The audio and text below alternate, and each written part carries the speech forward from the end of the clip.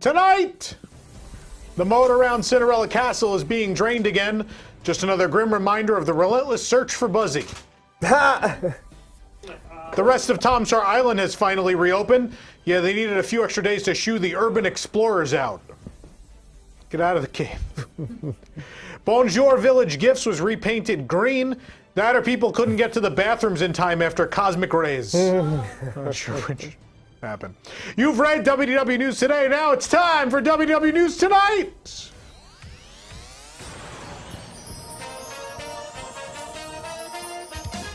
Welcome to WDW News Tonight with Tom Corliss and Nick Cicero. Tonight, we play the dream sequence.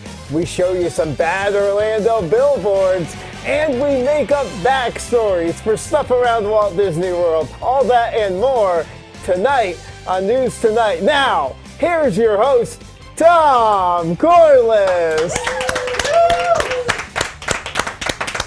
You're absolutely better at that when I just don't write it. Nailed it. I'm never writing it again, so I hope you know what's on the show every week. I stumble all over written words, but thinking words, they come right out. The thinking words come right out. I'm not going to write psychotic comments anymore either. You're just going to try to remember them? I'm going to remember all of them. God. I'm Tom Corliss, and let me tell you how responsible people are who put RFID chips in their arms. Oof. Yes. Let me apologize. No. Are we doing that cooking with Nick? What? With Magic Band recipes? I had that all planned out, then this happened, and I'm like, really? You're probably completely unprepared for the joke that's in the script, by the way. Uh-oh. Read ahead. Figure it out. I didn't know. Yeah. We didn't give you that thing before for nothing. Oh, I thought it was the pretzels or something. No, no. I'm going to move on. You figure it out. Thanks for joining us tonight, where news just broke, and so everything's in disarray. But thanks for joining us. Please hit the like button if you haven't. Please subscribe. We're getting close to 100,000 subscribers. You can join us for our genuine content and the occasional absolute nonsense like this program where we have no idea what's coming up in the monologue. No, because I can't see the script. All that. Well, do you have you don't have the rest of the things you need for that bit, though. I have everything I need right here. All right. Anyway, it wasn't worth it. It wasn't worth it anyway. To give him, I'll tell you later. Never mind. I'll figure it out later. Now the news. Brought to you by the WDWNT Interglobe Society. Last year, James Rosemergy at touringplans.com attempted to become a quote-unquote Disney cyborg by having a chip meant to duplicate the functions of a magic band implanted in his arm. You know, I'd say that's about a 9 on the things I wouldn't personally do calendar. Though his experiment did not work, he did interview a guest who had a custom chip created from a pre-existing magic band, surgically implanted in her arm, and was successfully able to use it as a magic band. Guys, you know they sell like a key clip one, right? You don't have to wear a band. In response to these experiments, Disney has added a label to Magic Band boxes, warning users not to do this. The sticker on the inside of the Magic Band box reads, quote, "Not for internal or subdermal use. This means you shouldn't put them inside of you." Nick.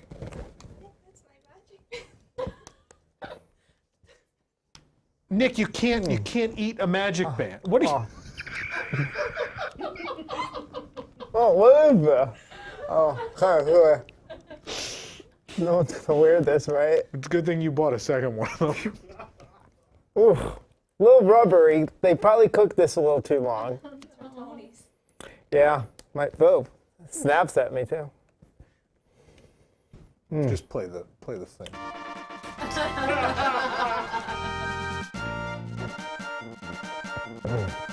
Save some of that for later.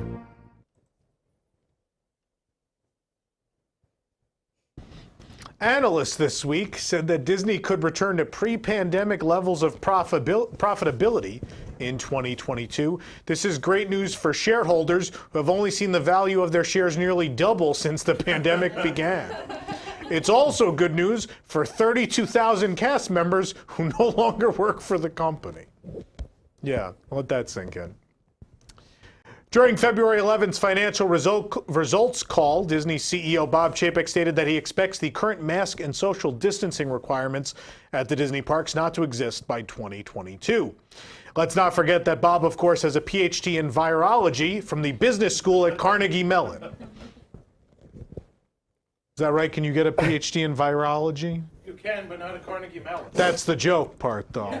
Yeah, okay. That's a good joke. We had to checked with the only person here who has a PhD. In the Q1 2021 financial results, Disney also stated that capital investments in the parks decreased 43% quarter over quarter. The company spent just $760 million in Q1, which is considerably lower than the $1.3 billion spent the quarter previously. Most of that $730 million was spent on wires, nets, and temporary walls to close off portions of a 90s-themed restaurant. The Rainforest Cafe opened at downtown Disney. I'm sorry, I mean the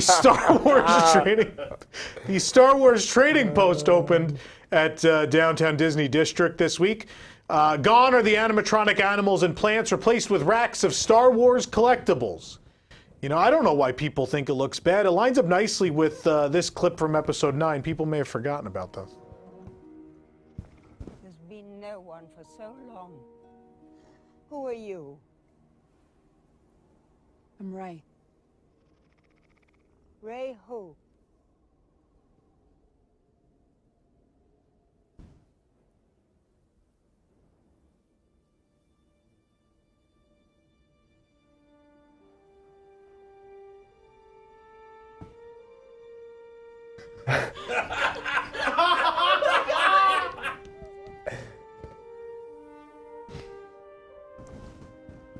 Ray Tree.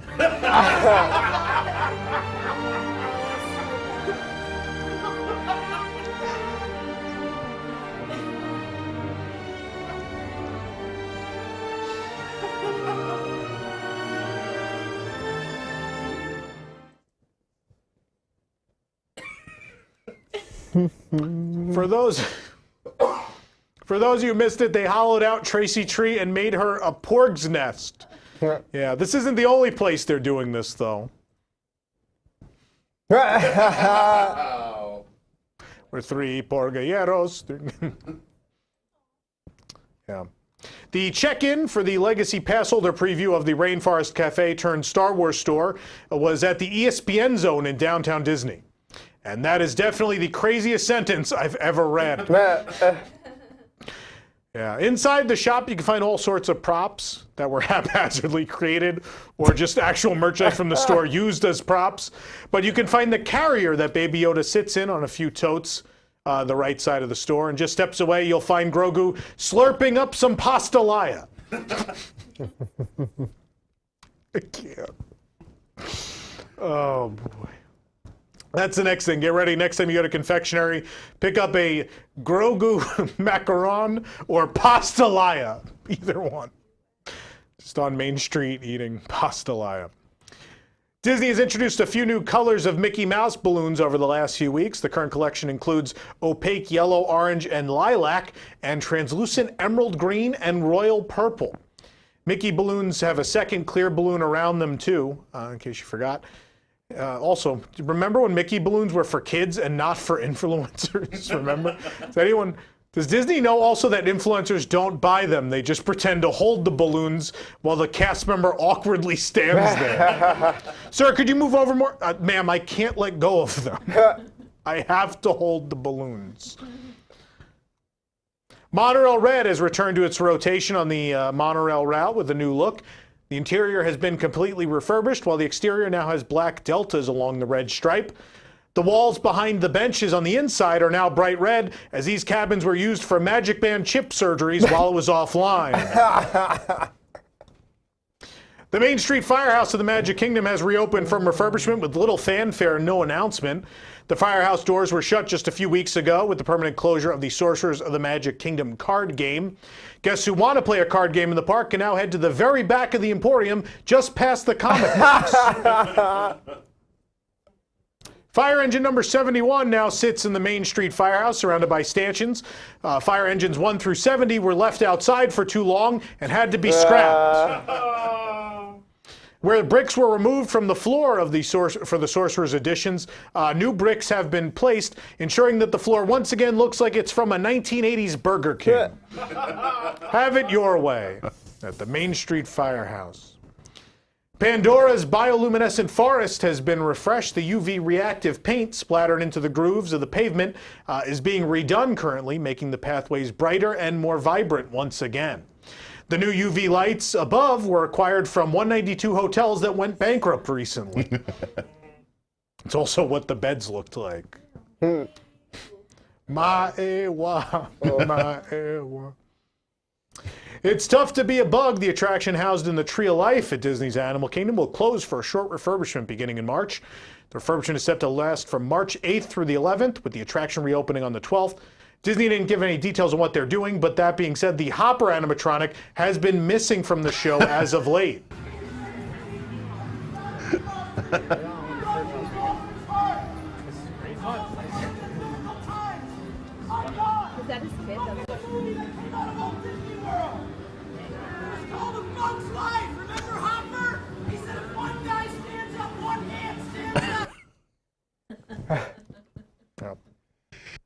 A new bus wrap has debuted at Walt Disney World, celebrating WandaVision on Disney+. So if you think waiting for a new episode of WandaVision each week is bad, try waiting for a Disney bus. Yeah. Just like WandaVision, each experience starts pretty slow, kind of boring, and then once you get to your destination, it's finally pretty good. Yeah. In Bob Chapek's Westview, though, there are still minivans. In the world he's created in his head. They're still there. Captain Cook's cast members at Disney's Polynesian Village Resort are wearing brand new aprons. The aprons look just like Moana's outfit, but also feature the heart of Te-Fiti, as well as Maui's hook, yanking the Imagineer who designed them off stage. These aprons are arriving at other resorts with their own unique theming. At Contempo Cafe, they have the monorail on them. At Old Key West, you'll find the little orange bird. And at Everything Pop, they have feces on them. I'm being told those are plain aprons. Okay. I guess our pictures are wrong. I misinterpreted the photos. On weekdays, Monday through Friday, from February 22nd through March 19th, pass holders can head to Dinoland USA and Animal Kingdom to find a variety of pass holder exclusive offerings. As usual, the disappointment is free. Yes, you get all sorts of, wow, they're like, people just aren't going to Dinoland. It's as if all the people coming right now have been here before. How do we get people into Dinoland? A new mystery pin set is available at Disneyland Resort. The new Disney Fantasy Packs include pins designed to look like Disney-themed fanny packs. The packs come with 5 mystery fanny pins, which is exactly what it costs for 5 mystery fannies on OBT. Oh.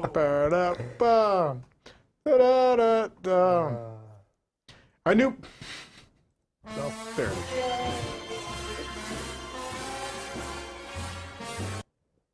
Bomb. A new Beauty and the Beast snow globe has arrived at Walt Disney World. This gorgeous snow globe features a replica of the Rose, the Enchanted Rose from Beauty and the Beast, and has a hefty price tag of $69.99. So be careful, men. When the last dollar falls, you'll be alone in your castle for the rest of your life. The Boathouse at Disney Springs, not the Butt House, will have a new brunch beginning Sunday, February 21st. The Captain Sing-Along Brunch will feature a new menu and dueling pianos. Plus, if you go to the Captain Sing-Along Brunch in a captain's hat or boathouse shirt, you'll get a complimentary mimosa. Reminds me of the old adage, a captain always goes down with bottomless mimosas. Captain Carney is already there. Captain Carney. I, Pee-wee the Sea. The Walt Disney World Swan Reserve is officially opening on September 1st, and reservations are now available. It'll feature 349 guest rooms, 149 spacious suites, and 2 presidential suites. Quote, with its relaxing atmosphere, 151 well-appointed suites with stunning views, it really is the perfect complement to the Walt Disney World Swan and Dolphin, providing even more options to experience a magical getaway. Yes, the plain white modern hotel is the perfect complement to the hotels topped with giant animals with mysterious black boxes in the middle of them. They complement each other. Just Michael Graves would be so proud. A new trailer dropped this week for the upcoming live-action film Cruella, starring Emma Stone. Cruella follows a clever and creative girl, determined to make a name for herself in the fashion industry. Cruella catches the attention of Baroness von Hellman, a Hydra member and fashion legend who is devastatingly chic and terrifyingly, what is this word again? Hot? Hot. Hot? Hot. Hot. Never seen this word before. Yeah. The plot may sound familiar, as the movie was originally going to be called The Devil Wears Pongo. Yeah. Hong Kong Disneyland is about to reopen for the 3rd time. Must be nice, said Disneyland. Disneyland then went back to spraying Febreze to get that Rasta pasta smell out of the trading post. That's the news. Who brings us the news? This program and many more are brought to you by WIGS, the WDWNT Interglobe Society. Support WDWNT to get early and exclusive access to content you can't find anywhere else, including exclusive post shows for WDW News Tonight and Park Center each week, exclusive programs detailed and ride rehab watches, access to our Discord community, and much more starting at just $2 a month. For more information, go to patreon.com/WDWNT or visit WDWNT.com and click the Patreon link. Join WIGS and help make this and other shows happen. Thank you, Disembodied Voice. All right, we have a lot more to come tonight. Bad Orlando Billboards, the dream sequence, and we're creating our own backstories for Walt Disney World attractions, restaurants, and more. All that and more. Stick around for more tonight.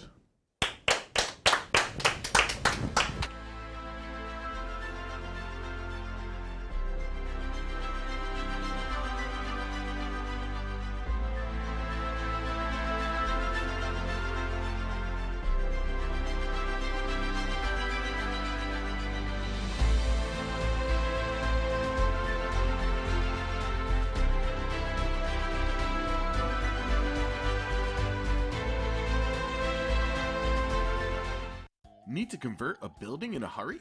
Call Pipes, Satellites, and Netting for your next quick venue conversion. We specialize in turning highly themed environments quickly and haphazardly into something else. Tower of Terror? With pipes and satellite dishes, you're now in space! We think? Are we? Whatever, I don't know. Rainforest Cafe?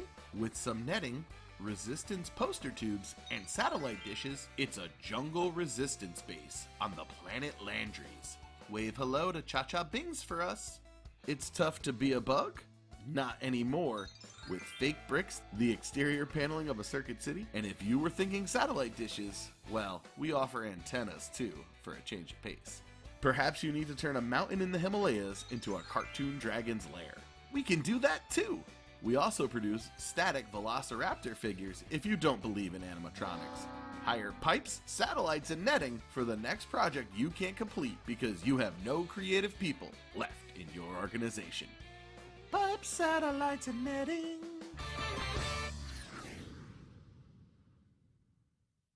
Ride Rehab Watches is now a WIGS exclusive show. Watch new episodes Saturdays at 9 p.m.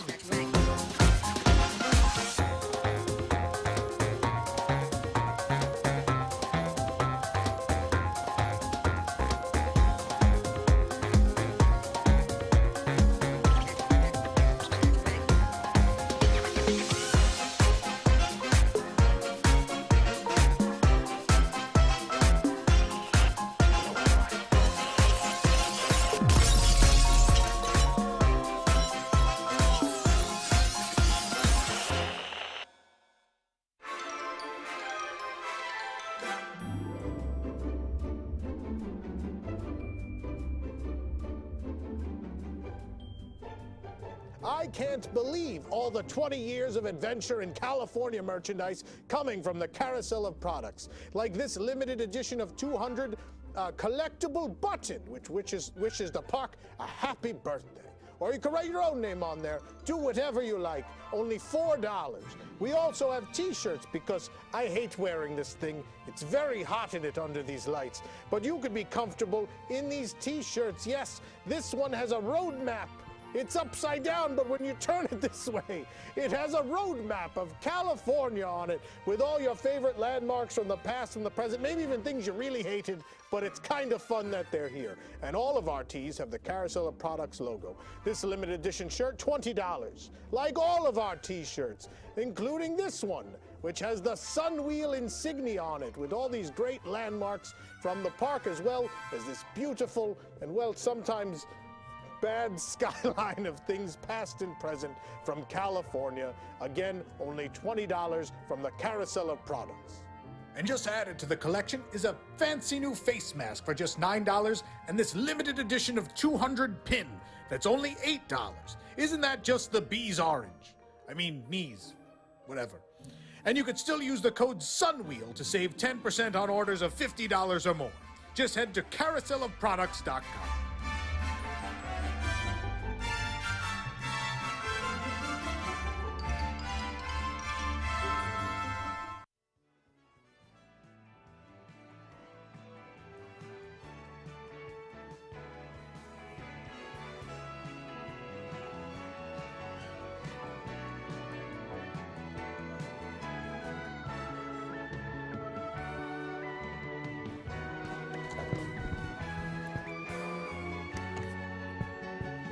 Just plant a chip in your arm horizons.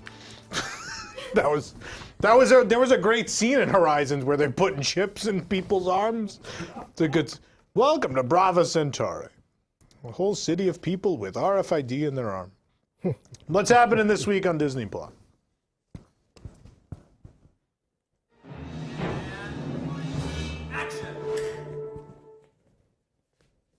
If you can't get free passes into Disneyland, just make one yourself. Shondavision. You gotta know your pop culture on this one, kids. Shondavision. Okay.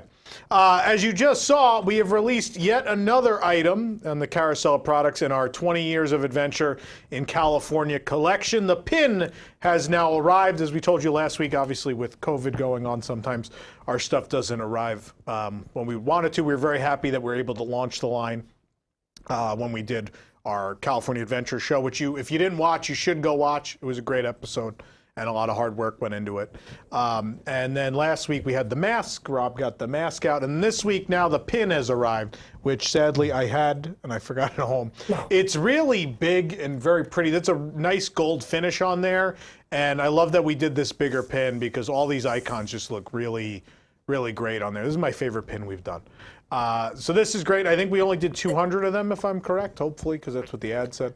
I think just a limited edition of 200 has Grizzly Peak and Willie's Butte and the Cadillac range, California Screamin', Carthay Circle, the Red Car, the Pan Pacific Auditorium entrance, Soarin', Orange Stinger, Maliboomer, and the Monorail with the Golden Gate Bridge all around that. Beautiful Sunwheel. It's only $8. And remember, code SUNWHEEL if you want to save 10% orders of $50 or more. We do still have limited quantities left of the mask and the 2 shirts as well. And this is the last, and the birthday button too. I almost forgot about the birthday button. And when they're gone, they're gone. So there's the whole collection. That's it. That's the whole collection now. So complete your collection today. If you haven't picked up this stuff yet, it's a good time to grab it. Yeah. Thank you. We appreciate it. Okay. Sometimes on this show, a lot of us live here in the Orlando area or visit at least when Sweet Tomatoes is still in business because that's the only reason we come here. Yes. Yeah. It's for Jason. And while we're driving around town, it's a tourist town, so there's a lot of billboards for the various attractions around Orlando. And sometimes, well, they're not very good. Sometimes, in fact, they're bad. And we like to show you those in a segment we call Bad Orlando Billboard. So let's take a look at what we found recently. First up, Baby Yoda macarons, just like Earth macarons, but $4.50 each. There, It's funny because it's true. Grogu approved. I don't know where we got green ones from. They're supposed to just be blue, but it looks good though. Grogu approved. Mom tested. Grogu approved. What's the next one? Oh boy, it squeezed a bit. Disney parks on TikTok. You barely notice how bad the maintenance is when you turn your camera this way. Disney parks on TikTok. And then it stretched it. That is a bad billboard. vMix doesn't like the vertical images. We learned. All right, next one.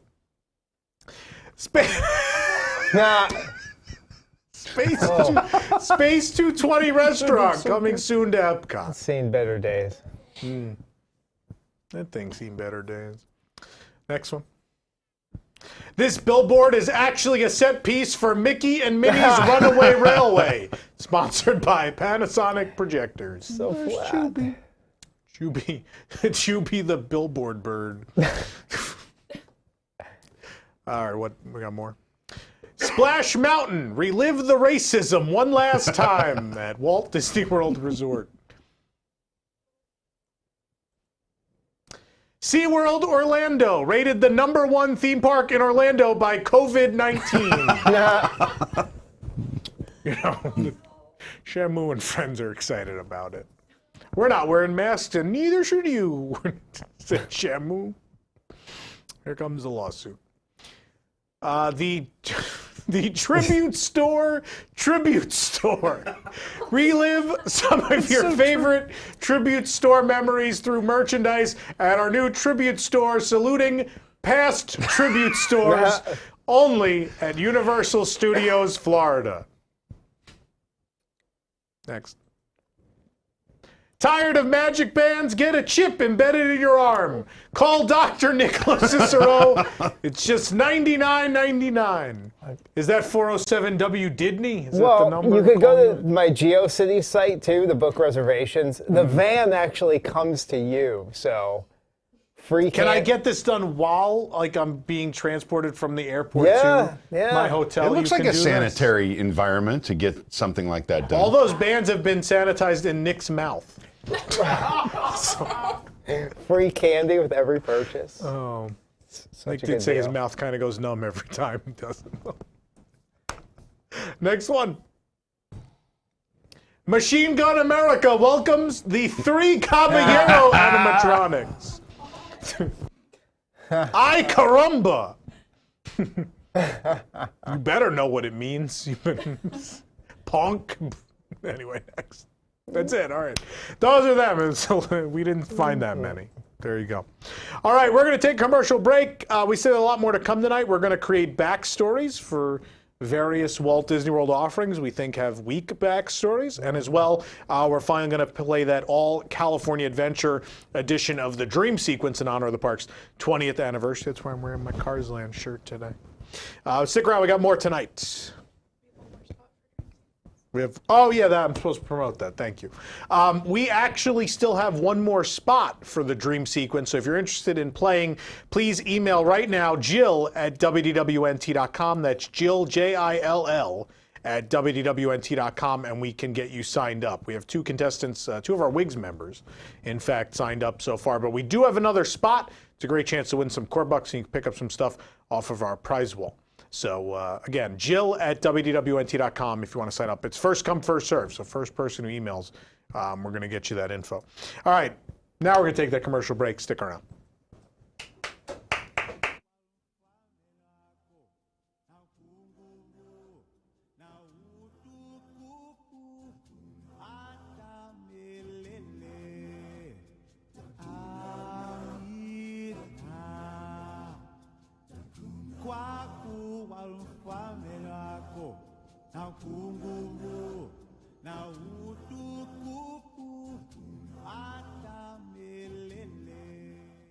Back in the early 2000s, I paid full admission price to go to a theme park where an attraction was sitting in a tractor that didn't even move.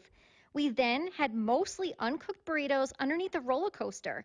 All these years later, and I still feel cheated out of all the money I spent that day. Help me, Gonondola. Did you visit Disney California Adventure between February 8th, 2001 and June 14th, 2012? Did you have a terrible time? Then call the law offices of Gonondola. Hello, I'm Bud G. Gon. And I'm Roz Dola. If you went to Disney's California Adventure before it was good, call us. If you still wake up in the middle of the night because you had a dream about two stilt walkers dressed as the Golden Gate Bridge or some creepy Regis Philbin animatronic, then you deserve justice. Tell Disney that they didn't deserve your money as long as their park icon was a golden hubcap. We've gotten victims back their full day's admission, full meals from Burger Invasion, and even refunds on Superstar Limo merchandise. We even had that merchandise incinerated with the World of Color flamethrowers. We'll get you justice faster than the California Zephyr train. That wasn't even a real train. It was a door to an ice cream shop. And a toy shop with a nonsensical name. Regardless, call us now. Gonondola also handle bee-themed swing ride incidents and Tuck and Roll's drive-in buggies hit-and-run cases. Call 1-777-777-7777 for the law offices of Gonondola to get fun in the sun for everyone.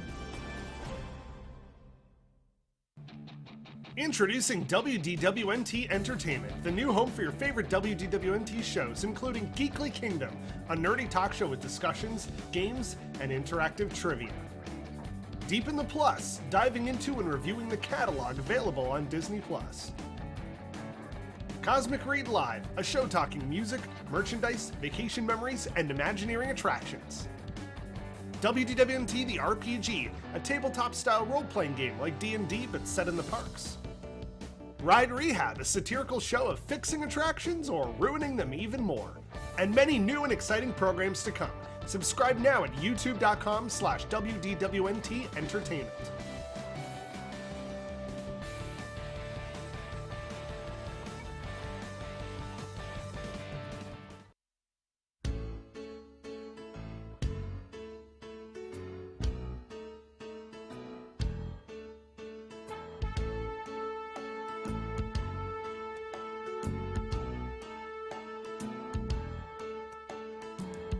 Sure, people can't see the tile. Sure, people can't see the tile. Sure, people can't see the tile they bought. They got this thing back 1999, and now they wanna see it when they come back this time.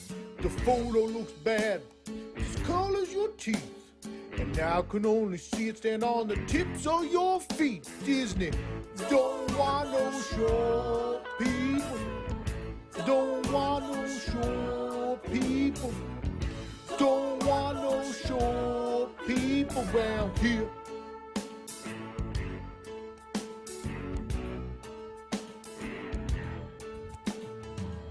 Short people are just the same as you and I. Just want Disney to keep this ugly thing until they die. Short people got nobody. Short people got nobody. Short people got nobody to lift them up. They got little baby legs and they stand so low. Put the belt through loop on soaring every time they go. At Chef Mickey's they need a booster seat. The resort bed under the TV is where they sleep. They got short little legs that dang on Magical Express. They could probably fit in a toy truck from heaven. Don't want no short people. Don't want no short people. Don't want no short people around here. Check the minimum height requirement before you ride. Oh yeah, 40 inches, says Randy. Can't see my photo.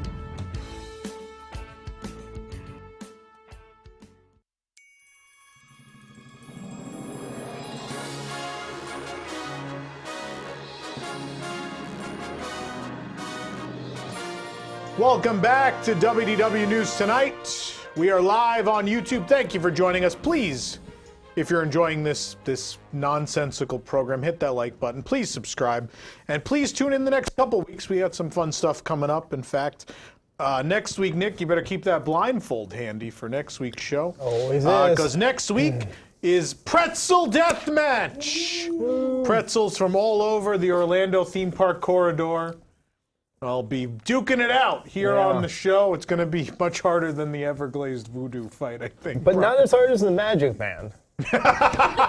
Magic Man Deathmatch will come on a later program. With Magic Man is this? Also next week, our discussion of places where you still get those old park feelings in the parks. Also a new program coming to News Tonight next week. I can't tell you what it is. Big surprise next week. And then the following week, March 4th, it is the start of WDWNT's annual March Madness. This year we're bringing you 2 tournaments, 3 in fact, if you're a WIGS member. The first tournament on the air will be Walt Disney World ride vehicles all time. 64 different ride vehicles battling it out. And then that's going to go over both of those shows, March 4th and March 11th. And then the following week we'll start our second public tournament, which will be attraction and other backstories. Your favorite backstories from different attractions, restaurants, and more. We're going to battle it out. And then if you're a WIGS member, over all 4 of those weeks, you're going to have your own tournament, which is cast member costumes. Cast member costume. We're going to pick out 64 of the best there's ever been. And you guys will get to vote between those. Nick, who brings us News Tonight each and every week? News Tonight is brought to you by the Vacationaire, the engineers of your next magical Disney vacation, or any kind of vacation, really. You know what? They are vacation planning experts that will craft your family's next trip. They're going to make it magical. And the best news is, it is free. They don't charge. Suckers, you can charge a lot for this. Do you realize it? You don't charge a penny. And you guys, the people listening tonight, get to take full advantage of that. Hurry up before they start charging. You know where you can go for details? WDWNT.travel. That's where you get details. The Vacationaire, the official travel agency of WDWNT. My favorite thing tonight is the studio smells odd. There is this mix of, first of all, you and I are eating. If Spencer can eat on the air, so can I. We're eating tuna bowls. They're good. On top of that, I hurt my shoulder today, and so it smells like icy hot in here. And then on top of the icy hot, I put cologne on. So it's a very interesting mix of smells. Sadly, I know everyone was excited because when I first came in today, I was in a lot of pain. And everyone thought, oh, it'll be fun. Tom will be in pain the whole show and making noises. But you can turn your head pretty well. No, right now. it's fine now. Yeah. No. The ibuprofen kicked in. I think. Lots I'm of drugs. okay now. Not lots. A normal Just a few. recommended Normal amount. recommended amount of drugs, kids. Read the labels. And of course, when I took them, I put them through the hole in my wrist. So it was fine. Stuff them in. There's a bit of like an opening there, but I assume that's okay. I don't know. Wasn't that a food hack, though? You put icy hot on your tongue before you go eat at Tony's? The food hack, icy hot on the tongue before Tony's? Yeah, no. You guys are worse. Do you have psychotic comments? Yeah. Is it written down? Yeah. Oh, no, he doesn't sound too happy about this. Play the intro anyway. Walt Disney presents...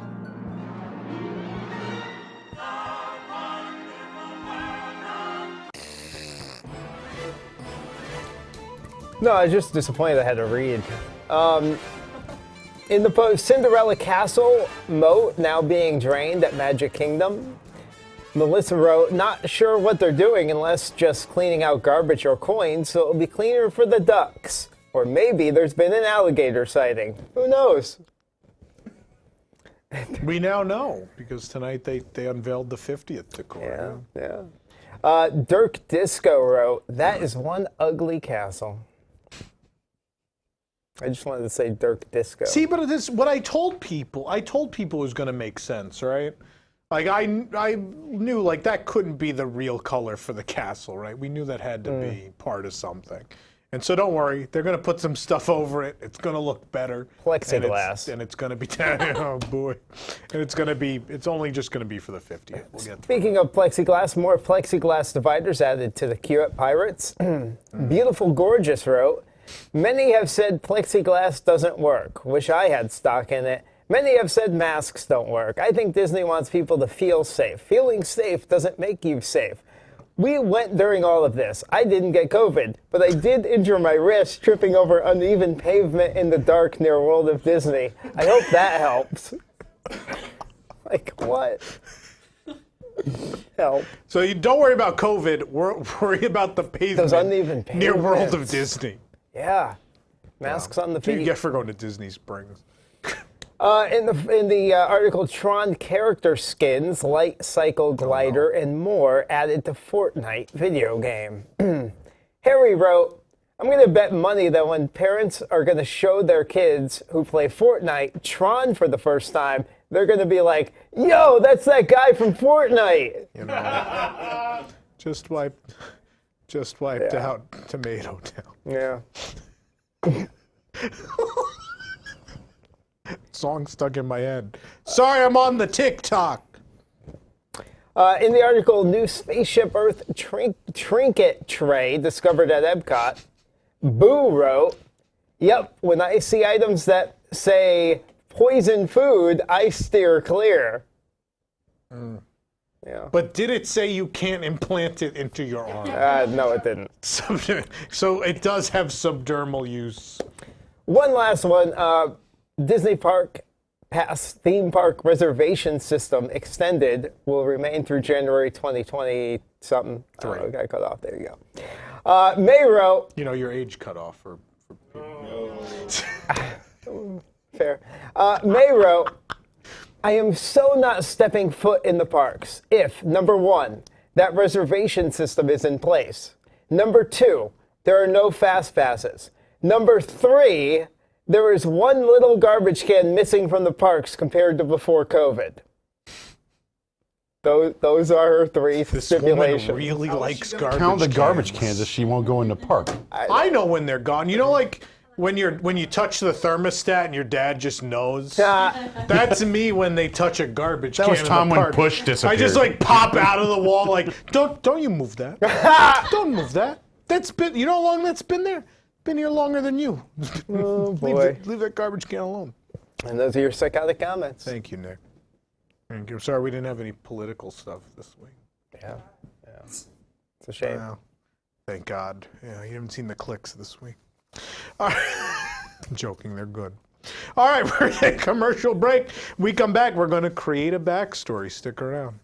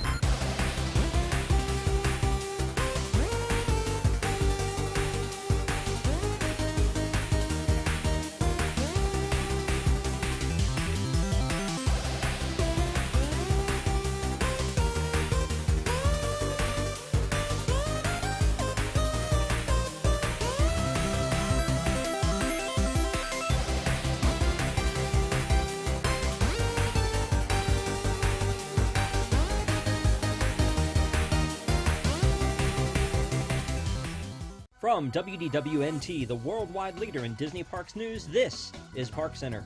Each week we pick the top 7 stories in Disney Parks news from around the globe, and the panel and I break down, discuss, and debate what they mean for us, the fans. From the latest announcements to openings and delays to scandals and snacks and merchandise and more, we cover it all in 30 minutes. So join us every Wednesday night at 9 p.m. Eastern on youtube.com/WDWNT and watch episodes on demand anytime. Or subscribe to the audio version of the show on your favorite podcast app.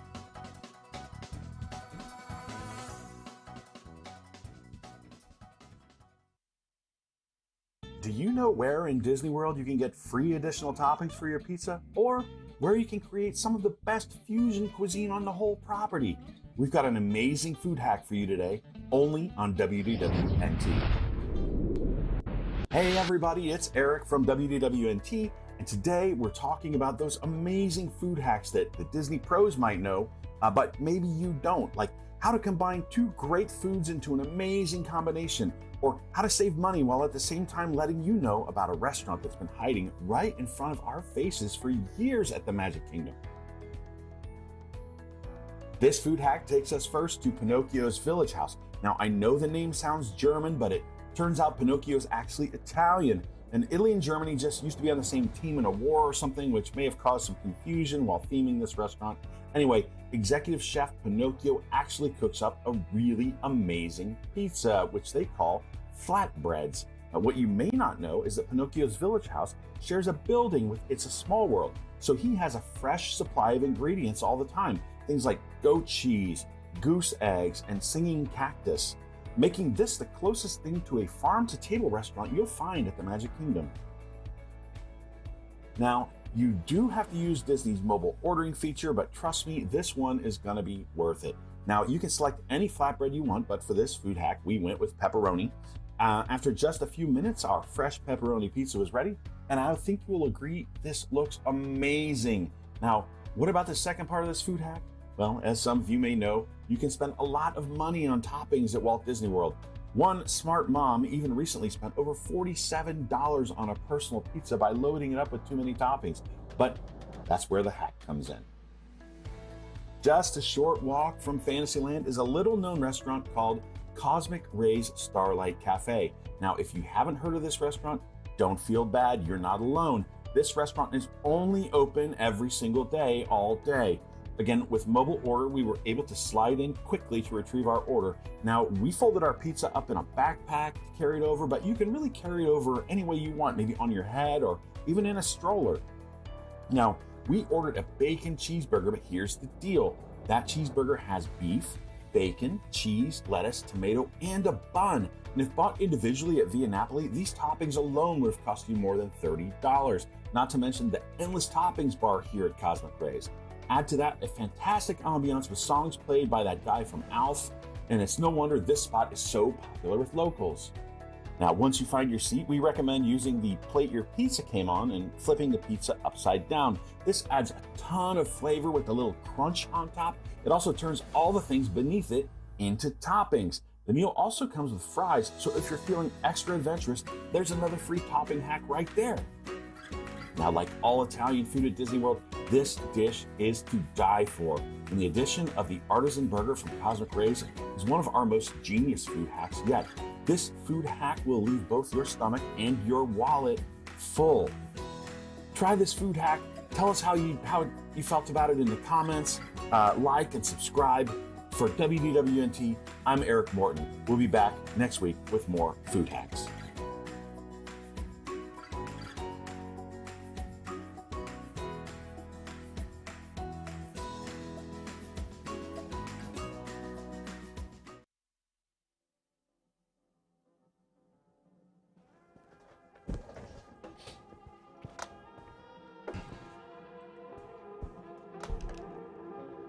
Sorry, I'm just thinking about getting a pizza and putting it on a hamburger. It just sounds good. Boot flog! All right, let's find out. I think that was incorrect. Well, let's find out the Disney Parks incorrect fact of the week.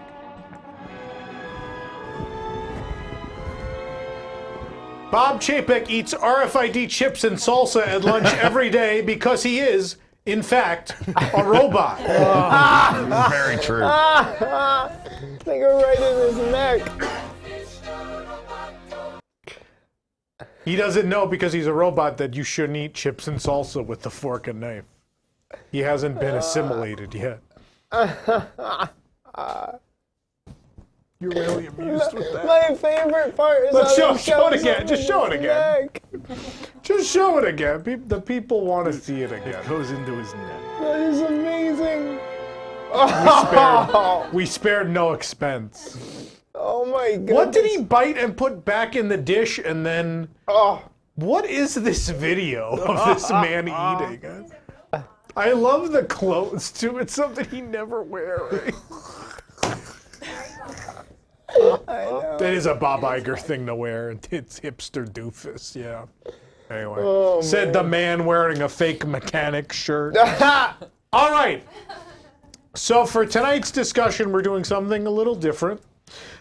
We are creating a backstory. Now, in honor of the fact that in a couple weeks on one of the March Madness tournaments, we're going to have a tournament of all the different backstories, past and present, that we've really enjoyed from attractions and restaurants and stores and hotels and things at Walt Disney World. We thought it might be interesting to, obviously there's a lot of bad backstories. There's bad backstories, and there's some places where either a backstory doesn't actually exist or it's so hidden that you don't even know what it is. So for example, this week, we did some digging into the Olivia's backstory, and if honestly eating at the restaurant, you wouldn't even know. You wouldn't even know what the backstory is. It exists, but it's not really apparent. So the idea here is to take an attraction, restaurant, whatever, with a weak or non-existent backstory, and everyone picked something different, and create a backstory that makes sense for it without changing the thing too much. You can add some signs, you can make some little changes here and there, but we're not fundamentally changing any ride or anything. Those are the basic rules. I think everyone followed those rules, and so let me introduce the illustrious panel. We have the Diffendals, Jill and Jason, with their toy cars. I don't know, there's UPNT leftovers over there. It's too much junk. Right. Allison is here. Welcome to Cosmic Rays. And the man who ate a pizza on top of a hamburger at Cosmic Rays, Eric Morton. We like your Pleasure hair. to be here, Tom. It's a nice haircut, Eric. Well, I told them give me something similar to last time, and I think she heard Himmler. No,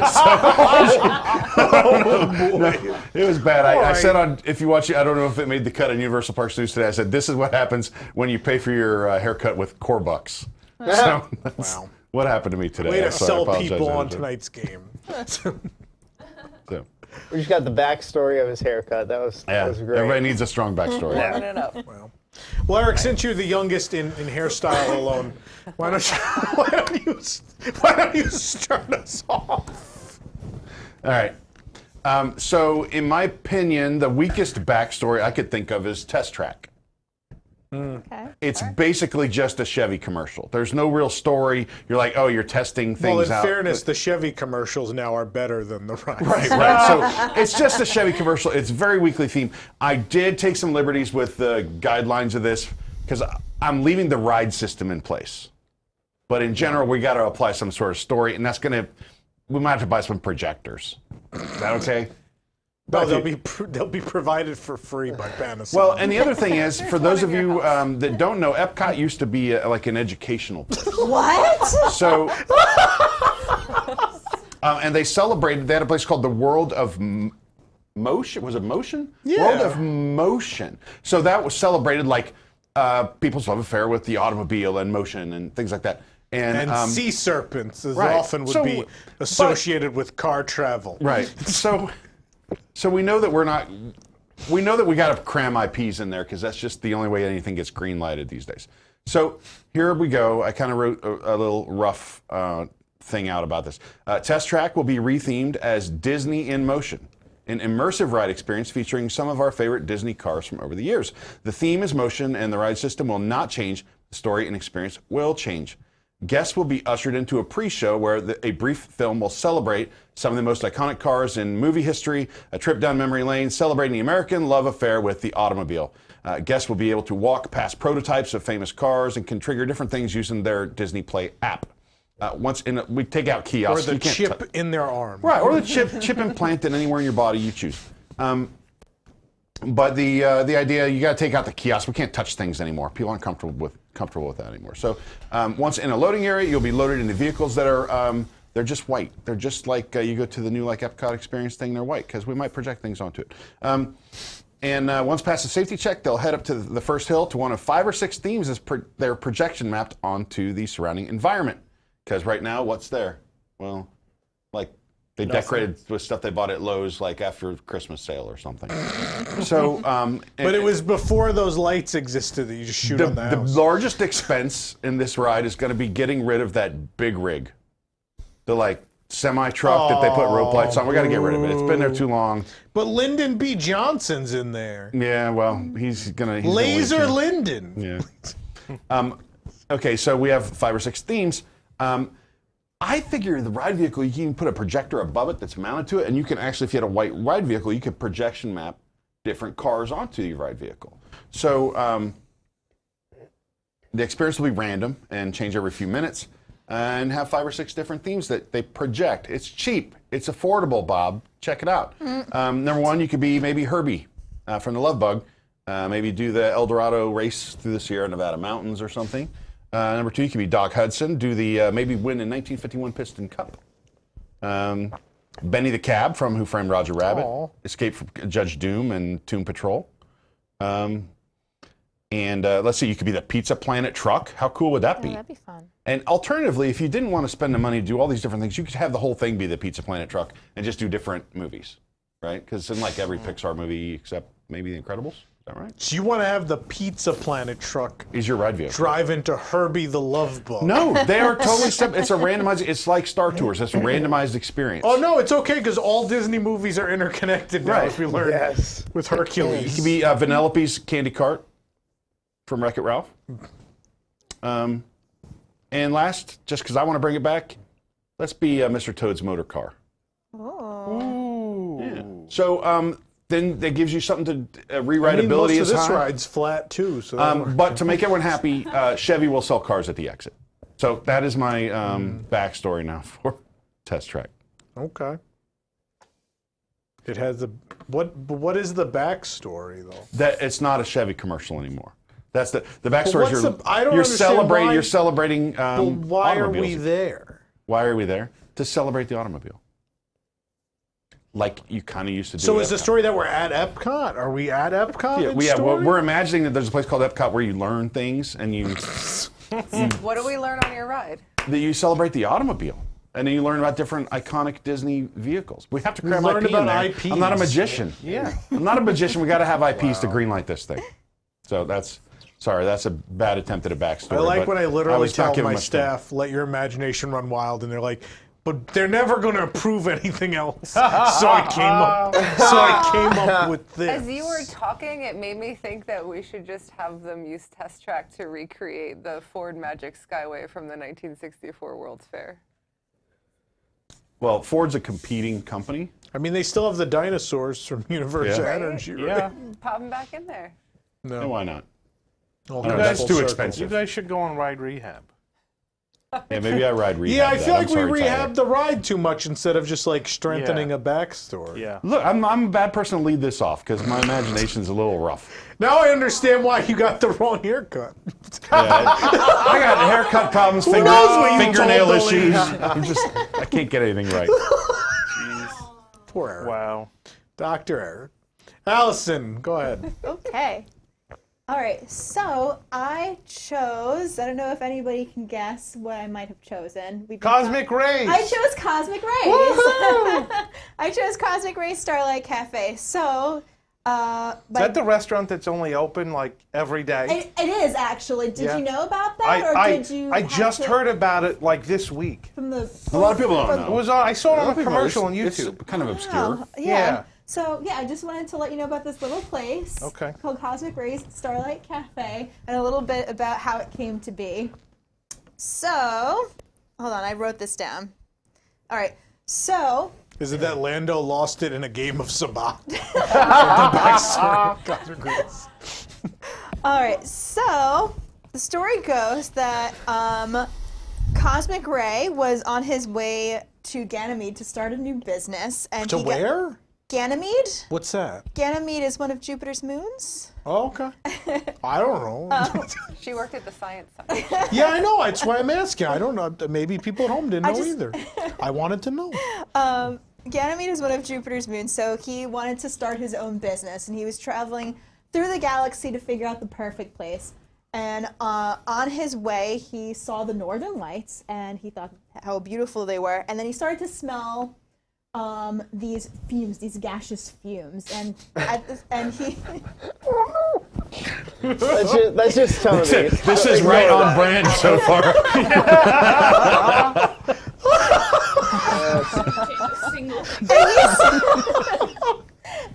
You can stop there. That's it. That's the end. That's the story of how Cosmic Rays No, Cafe please came to continue. be. Where was I? Okay, so The gas. The gas. Fumes. So speaking of gas, sometimes when you're traveling the galaxy for a very long time, you need a place to rest, right? So he figured that he needs to create a rest stop. So when he smelled these gaseous fumes, he assumed that there was a lot of traffic and he would get a lot of business there. What he smelled was the Speedway, which was the neighbor. So he decided to build a rest stop right next to the Speedway, and that's where he created his own business. So if you think about it, inside Cosmic Rays, you have the bathrooms. Originally, they had the different bays, so you can have the different foods, kind of like a lot of rest stops. Like if you go on the Turnpike, they have like Roy Rogers and Cinnabon and stuff like that. Oh, Roy Rogers. And Arthur Treacher's. Arthur Treacher's. Miami Subs. Yeah. Roy Rogers was the best. Roy Rogers. And they started taking Roy Rogers away, which made me sad. Yeah. And he also created little apartments. However, the little apartments didn't do very well, but when he started hiring live entertainers such as Sunny Eclipse, he needed a place to house him, so that's why Sunny Eclipse still has one of Cosmic Ray's original apartments. I don't know if a lot of people know that, but sometimes he kind of goes up during like when they have like the live stage performances. Yeah. So that's his little apartment. So that is my backstory for Cosmic Rays. It is essentially a rest stop for travelers in the galaxy. All right, well, way to make me look stupid. What's Why is funny, you stupid? What's funny about that is the backstory of another Tomorrowland restaurant in the world, Plasma Rays. Plasma Rays. Plasma Rays in Tokyo is that backstory. It works. I swear I did not steal that story. No, I from believe you. Plasma I'm just saying it's, Rays. great minds think alike. Yeah. Intergalactic diner vibe. Yeah, makes sense. Jason. Does no one care that there's an alarm going on? We don't hear it. A what alarm? What are you talking about? We find the ratings are higher so we when usually we just do ignore dangerous it. things like sit through an alarm. Okay. Last week, 2 weeks ago, was the fire alarm, so we're going to ignore the fact that we're blowing a circuit right now. I mean, it kind of ruins my concentration. It's fine. It'll be over in We'll be 5 fine. seconds. Will it? Okay. All right. Wow. Excellent. It's as if we go through it every day. Almost. All right. So I'm not going to tell you this attraction. Is it an Epcot? It's Jason Diffendahl. What do you think? It's an Epcot. Is all I will tell you. Oh, good. I'm looking forward to that in 2 weeks. So Can't wait. this story starts all the way back in the 1930s with Meriwether Adam Pleasure. And so I'm not going to go into the entire backstory of Pleasure Island because that's not relevant. But Meriwether Pleasure built Pleasure Island in the 30s. Yeah. He built one building in particular he called Building X in 1937. This building was where the XZFR Rockin' Rollerdrome came to be. And the interesting thing about Building X was Meriwether Pleasure was a UFO enthusiast. And he built an experimental aircraft called the X-Thing in Building X. And it was designed to harness the power of the wind, and he got to fly it once. In 1940, he took it on a test flight. No one actually knows what happened to the aircraft after that test flight. Is this mission space? But after that, Pleasure began broadcasting radio waves into outer space from the roof of Building X. And he was broadcasting the International Morse code message, which spelled out welcome. This is all still true. I didn't make any of this part up. Yeah. Right, okay. No, the Pleasure Island backstories are insane and wonderful. Yes. Yeah. So, but this plays into it, so I had to make sure to explain this part of the Pleasure Island backstory. And so, Meriwether Pleasure was convinced during his flight of the X-Thing that he could make contact with alien beings. And so, he started to broadcast this welcome message to aliens in outer space, and then he built an alien landing platform in 1941. This was the West End Plaza of Pleasure Island. And later in 1941, Meriwether and his daughter Miriam were lost at sea in their ship, the Domino, during an expedition to the Antarctic. and Pleasure Island businesses were left to Meriwether's son, and they declared bankruptcy, and then a hurricane came through and destroyed much of the island in 1955. So that's where the relevant Pleasure Island backstory ends. Now, what was not revealed during the Pleasure Island backstory is that Meriwether's interplanetary messages welcoming aliens to his alien landing platform were actually successful after about 35 years. And so it took a long time for an alien civilization to pick up those messages and decode them. But sometime in 1976, an alien spacecraft crash-landed on Walt Disney World property. The spacecraft, because it was not quite, the aliens weren't quite that smart. They missed the alien landing platform that Meriwether had built, and instead they landed about 1.5 miles due west. Does this end with them being in Clearwater with L. Ron Hubbard? No. Okay. No. You know. So the alien spacecraft landed about 1.5 miles due west of the alien landing platform. This was in 1976. Of course, the FBI came in and covered up everything, as we all know their wont to do. And Disney management also participated in distracting guests because this was 5 years after Walt Disney World opened, so they didn't want. Here, move along. Yeah, so there was a huge cover-up. The FBI, the aliens were screaming something about a Toy Story marionette show. No. The FBI basically went in and gutted the entire spacecraft and took out all the evidence of any alien life forms. And so after about a year, the spacecraft was gutted, but the structure was so big that they left the structure there and basically told Disney, you know, this is safe now. There's no trace of alien life forms. You know, you guys can do with it what you want. And so around the same time, 1976-ish, Disney was preparing to build their second theme park at Walt Disney World. And Card Walker thought it would be a great idea to utilize this 180-foot tall, silvery, spherical spaceship as the centerpiece of the new park. Wow. And because this was a spaceship that landed on Earth, Card Walker thought, let's call it Spaceship Earth.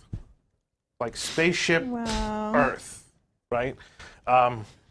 And by the way, there's someone from WDI quickly scribbling notes. I know, and right? This is how they're going to explain the Xandarians at Epcot. That was actually, I thought of that too, but I like this concept better. So because there was this structure there, and it was gutted, Disney decided to build an attraction inside that culminated in man's building of a spacecraft. That was the tie-in, right? Like they thought, this is a spacecraft. Let's track man's history from the beginning to where they built a spacecraft to go to search for other alien civilizations. And so that was the end of Spaceship Earth, had that big spacecraft in it until 1994. And so that was how Spaceship Earth came to be. Now, what's really, really interesting is how this ties back to the rest of Pleasure Island, right? Because Pleasure Island, we know from the fake backstory, that Pleasure Island was most of it was destroyed in a hurricane. It actually wasn't destroyed, it was just covered with muck and things from the hurricane. And Disney archaeologists uncovered Pleasure Island and then rebuilt the buildings and opened Pleasure Island in 1989. Yeah. What hasn't been known is that during the FBI's investigation and analysis of the contents of the spaceship, they came across a number of documents, including aerial images of Meriwether Pleasure's alien landing platform. Yeah. And they realized that the spaceship was trying to land there. Obviously, it missed. But they couldn't figure out where this alien landing platform was. Yeah. And so they turned these documents over to Disney and said, we think this photograph is somewhere on your property, but we don't know where. And so that's what led the Disney archaeologists to go find and Disney discover Parky, all wow. of Pleasure Island. They were looking for the alien landing platform where this ship was supposed to land. And so they Should uncovered the rest of us site. just give up now? They uncovered the site, This one and probably. they rebuilt Pleasure Island, and Pleasure Island reopened in 1989, dedicated to the legacy of Meriwether Adam Pleasure. And then they rebuilt all the buildings And Rock again. and Roll Beach Club. When That is the backstory of when Rock the and guy Roll Beach screwed Club. up the plans and they had to rebuild the Adventures Club again as the Edison. There you go. It's good. It's a good one. I feel like it should be like a graphic novel series. It's I like a lot know, of that's details. not like a it fe- comic book. I know. The Pleasure Island backstories are insane and really cool. They're very cool. They really cared back then. Oh, It's really neat. It's really neat. Jill, you have to follow that. So I know, and mine's not as good because, so I chose Disney Springs. Because I feel like Disney Springs' backstory is kind of weak. Like the whole concept of Disney Springs' backstory is that settlers came to the area in the 1850s, give or take, and settled there because they found freshwater springs, which were a great place to found towns. So cattle rancher came, set up his cattle ranch, a town sprung up around it, around these springs. And as the town grew, different sections of Disney Springs were developed. First it was town center and the landing, and then expanded on either side to the marketplace and to the west side. Yeah.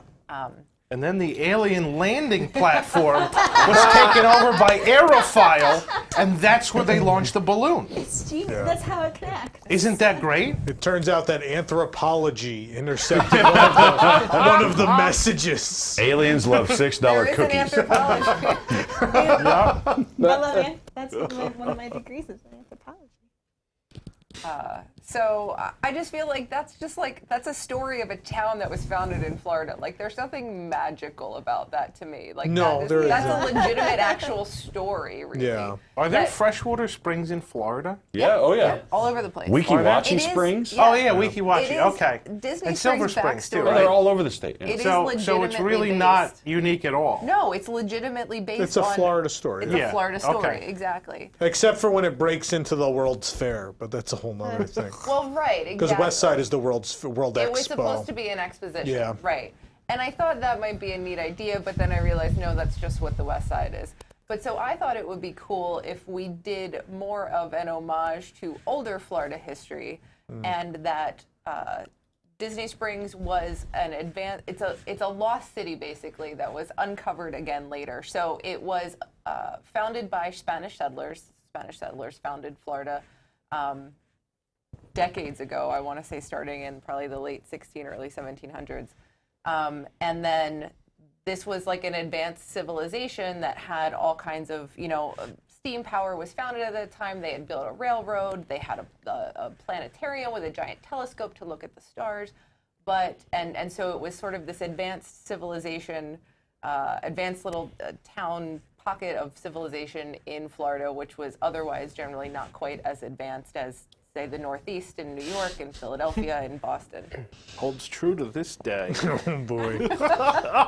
And so when the Spanish ceded Florida to America in the 1820s, the Spanish settlers abandoned this town and it just became overgrown until Disney started buying up land for the Florida project and excavated all of it and discovered all these advanced things and rehabilitated them. So like and I will say some of the Disney Springs individual locations have some interesting backstories that tie in that I think we could still use. So like, But the interiors don't play with them enough, right? Right. With the exception of the Edison. I like the Edison. I think there's Edison enough works. in there. But Yeah. a lot of the other ones I'm like the STK, Ganachery what is the hell's cute. going Like on? it was supposed to be the apothecary shop, Yeah. and Deluxe Burger I think was supposed to be the It's the ranch. the home of the rancher Glowing who Oak originally Ranch, founded it. Yeah, Golden Oak, right? Glowing Oak. Glowing Oak, and so I think we could do a little bit more and maybe twist a little of those backstories to kind of fall back into this sort of Spanish settlement and play on the archaeology theme that archaeologists re-uncovered this town and rehabilitated some of the equipment they had as a showcase to sort of this advanced civilization from the early 1800s. And, maybe you could even throw some Indiana Jones IP in there if you wanted to. It's as if you have a bar. It's as if you have He a bar. he actually retired as the chief archaeologist for Disney. There you go. That's there right. you go. Yeah. So that is my idea for retheming Disney Springs. Yeah, I like that. I almost think they should have went with more like a Fantasy Springs thing where like the magic comes from the spring, right? That would have been more fun. You make the water glow. And, Oh, yeah. And you explain why like Disney World exists. Like maybe they found a magic spring and that's why Walt picked the location or something like that. I don't know. I think that'd be fun. Nicholas? All right, there we go. Oh, no. I'm ready for this. Mine's the worst, so go ahead.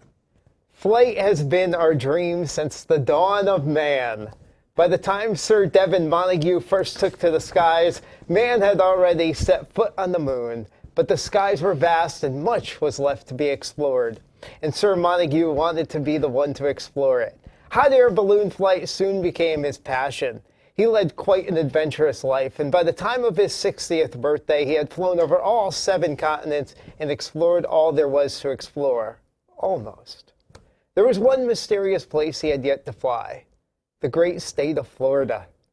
When he took to the skies that fateful day, he had no idea of the journey he was about to take. Soaring high above the swampy state, he noticed a shimmer of pure blue down below. As he got closer, he noticed they were springs. The most beautiful springs he had ever laid eyes on. So what we've arrived at is that the Disney Springs backstory is absolute garbage, and most of you decided that was where It's what needed it's to be a addressed. mall with a backstory. Like that's not that bad for a Yeah, mall. but Pleasure, come on, but it like, followed Pleasure like Island. what other mall has a backstory? Like Twin Pines and followed Back to the Pleasure Future. Is there any other mall with a anyway, backstory? I'm sorry, Nick. Nick, go ahead. That's okay. I just wanted to comment that we had a lot of Disney Springs. He landed his balloon in the first opening he spotted and set out to explore. That is where he came upon a flowing spring. The water looked too refreshing to pass up. Sir Montague cupped his hands and took a sip. Oh, he felt like he just struck gold. It was so refreshing. Then he heard it. A rustling in the bushes. He glanced behind him. Gators! All around him! Sir Montague rushed as fast as he could back to his balloon, the gators hot on his trail. He made it back, leapt into the basket, and took off into the sky. Is this the map game? Finally, the backstory emerges. Oh no, you compound gator! Oh my God. Oh boy. I was thinking this feels a little bit like that Choose Your Own Adventure Animal Kingdom game. Oh my goodness. Tree of Dice. Tree of Dice. Jeez. As he took off into the air, all of a sudden his balloon stopped. Oh no, he was still tethered to the ground. He quickly descended back to earth in an attempt to free himself, but as he approached the ground, the gator snapped at his hands, causing him to retreat back into the air. Time and time again, Sir Montague would descend, and time again, the gators would force him to retreat and ascend back up into the sky. This is when the people of Disney Springs took notice. Pointing and laughing. What fun this looked! People would come from all around to fly up and down in this funny man's balloon, they thought. The people chased the gators away, helping Sir Montague out of his sticky situation. He appreciated the assistance, looked around, and thought, this is the place I am meant to be. Together, they opened up Aerophile, the world leader in balloon flight. And you know what? People did come from all over to go up and down in that funny man's balloon. That was so good. There you go. Oh my goodness. We're clapping. He was so, he had so much just passion the for this grandiosity idea. of the Yes. story as compared to the subject of the story, which is the Aerophile. Very. That was It's Nick. I think amazing. most embodied the idea of the segment, which was take something that's kind of stupid and doesn't is not really Disney, and put the Disney touch on it. Which he picked the dumbest thing Yeah. in all of Walt Disney World. Was like, I'm gonna make this thing interesting. And I was fascinated by it. Now I'm like, oh, the Aerophile. Right. Now it sounds like like I think something we I need would want to do because of the backstories. I Yeah. think that was extremely successful in that. I'm hereby submitting my resignation from this tonight. I'm already going to be last place, and Tom hasn't even gone yet. I feel like this is like we've just embodied the spirit of the Adventurers Club, where like we're all sitting around telling Yeah. stories and like who can spin the fun. best yarn. Don't worry, Eric. Mine's as bad as yours. Oh wow, that makes me feel a lot better. No, mine's the worst one probably. The Magic Kingdom is a park where there's a lot of backstory, right? I feel like pretty much every attraction, even ones that are kind of silly, have a backstory, right? Like Magic Carpets of Aladdin, Dumbo. The Astro Orbiter. The Astro Orbiter has an elaborate backstory about how it's like this showpiece for the League of Planets and all this stuff. There's one attraction in that land that has it's barely a backstory at this point, and it's really dumb. And it's the Tomorrowland Speedway. Why is there a racetrack here? Why does this exist? Like, what is the purpose? Like, I know when they did the 90s rehab, they're like, oh, we have to deal with Indy. We're going to make like an Indy Speedway. I was like, all right, fine, I guess so. But even in that Tomorrowland, it felt kind of stupid. It just didn't make sense, but they kept it because they had to keep it. They tried to find a way to make it interesting. And then as the land changed after 94 Tomorrowland, it made less and less sense. They then lost the Indy sponsorship. And now, like with the last rehab, they took down most of the art that was even there. So for those of you unaware, like right behind the load, there are now these teal stone walls. Those are meant to have art on them. Like those, 1971 had art on them, and then even in the 94 version, the most recent update, they just painted them teal. I don't know how this evokes the future, imaginary or real, just having teal stone walls. Like you've cleansed this of theme it barely had in 1971. It has somehow, so I want to give this a story. And I want it to be now the Tomorrowland Transit Authority Speedway. In the future, rather than you calling an Uber, it's so in big cities now, there's these places where you can get like a bike or a scooter, like just off a rack. You like pay for it, and you take the bike or the scooter, and you could leave it at like a drop-off location, right? What if you could do that with a car? Ooh. What if in the future you can? I know. Okay. Let's future's pretend. now, Let's Jason. pretend. The future's Let's now. pretend that in the future you go to like this hub and it's all everyone does. No one actually owns a car. Everyone just picks up a car when they need it and they go where they need to go, and then it goes back into the system, right? So you get in this queue to grab an the cars are going to be electric. That's the only change I'm making. They have to be electric. There's no way you can tell a story of the future with these gas-powered cars that keep dying in the middle of the track, and a cast member's got 1 foot on it going like this. Like that's not Tomorrowland. That doesn't work. So the cars have to be electric, even though that's not even futuristic at this point. They have to be. So for the queue, I want to line the queue with, it has to establish a future that walks the line between believability and what the rest of the land is. So you have this believable backstory, but it's intertwined with your intellectual property, right? Because the land is full of IP. It's what Tomorrowland is. So we can't just ignore that it exists. It makes more sense to lean into it. So the map can list locations that actually you can visit in the land. The Science Center, I don't know what the hell the Stitch thing is at this point because it's closed. The Carousel Progress Theater, the League of Planets Astro Orbiter, all those places. But then we should also recognize things that are coming. Obviously, NCOM, which is a company that's prevalent in the Tron series.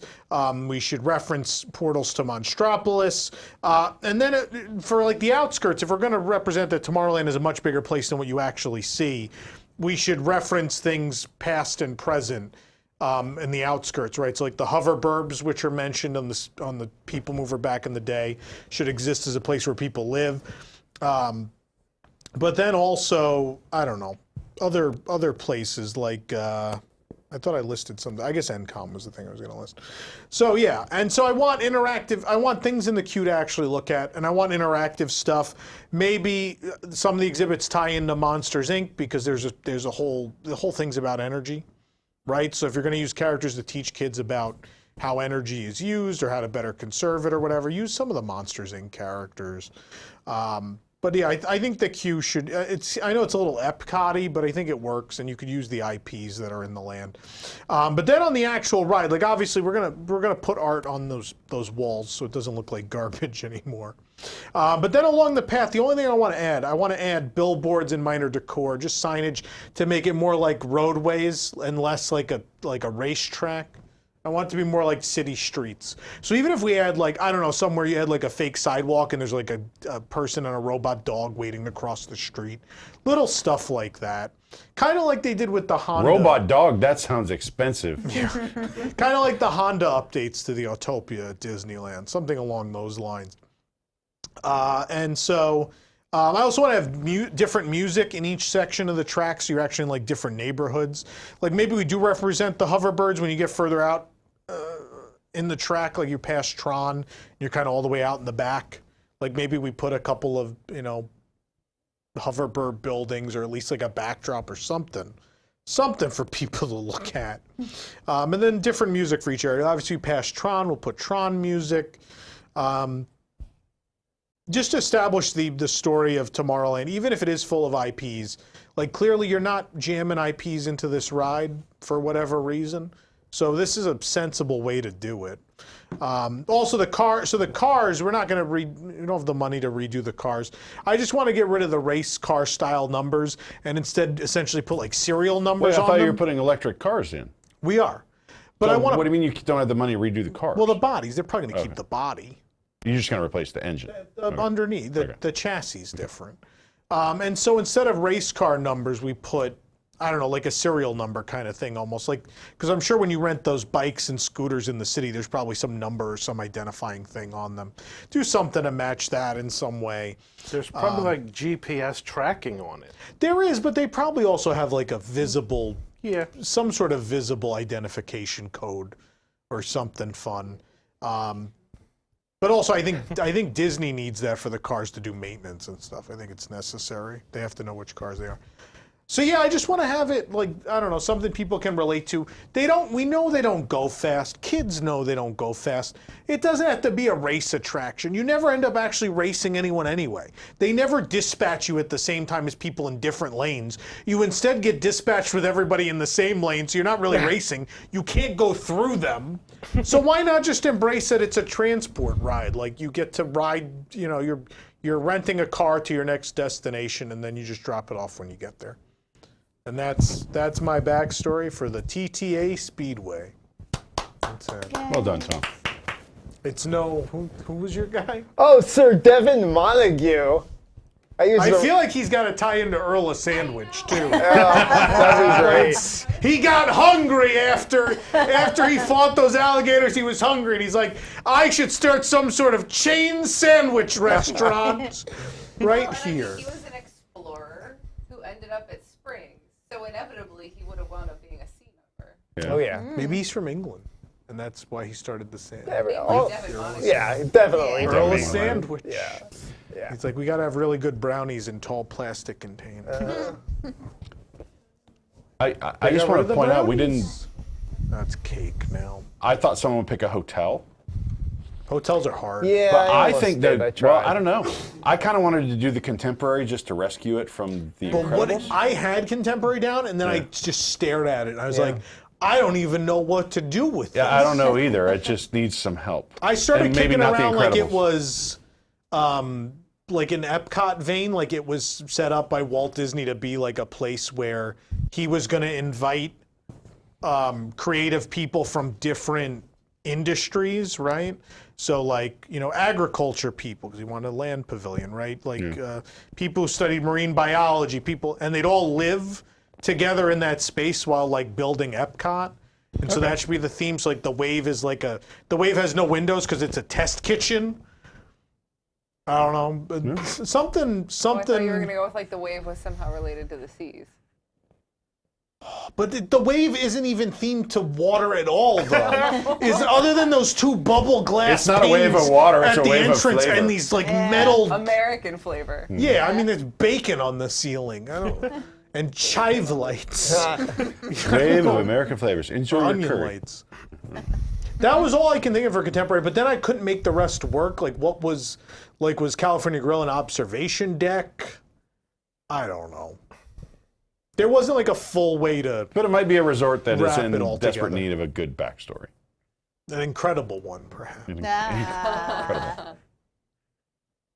Yeah, because like Port Orleans in total has like the most amazing backstory of any resort they've ever done. Like they've never gone to that level again, especially Riverside, where like each section of that lobby building is part of the story. Like it's a little town area, and each thing is a different business. Or then like say half the buildings like the production process of the boat.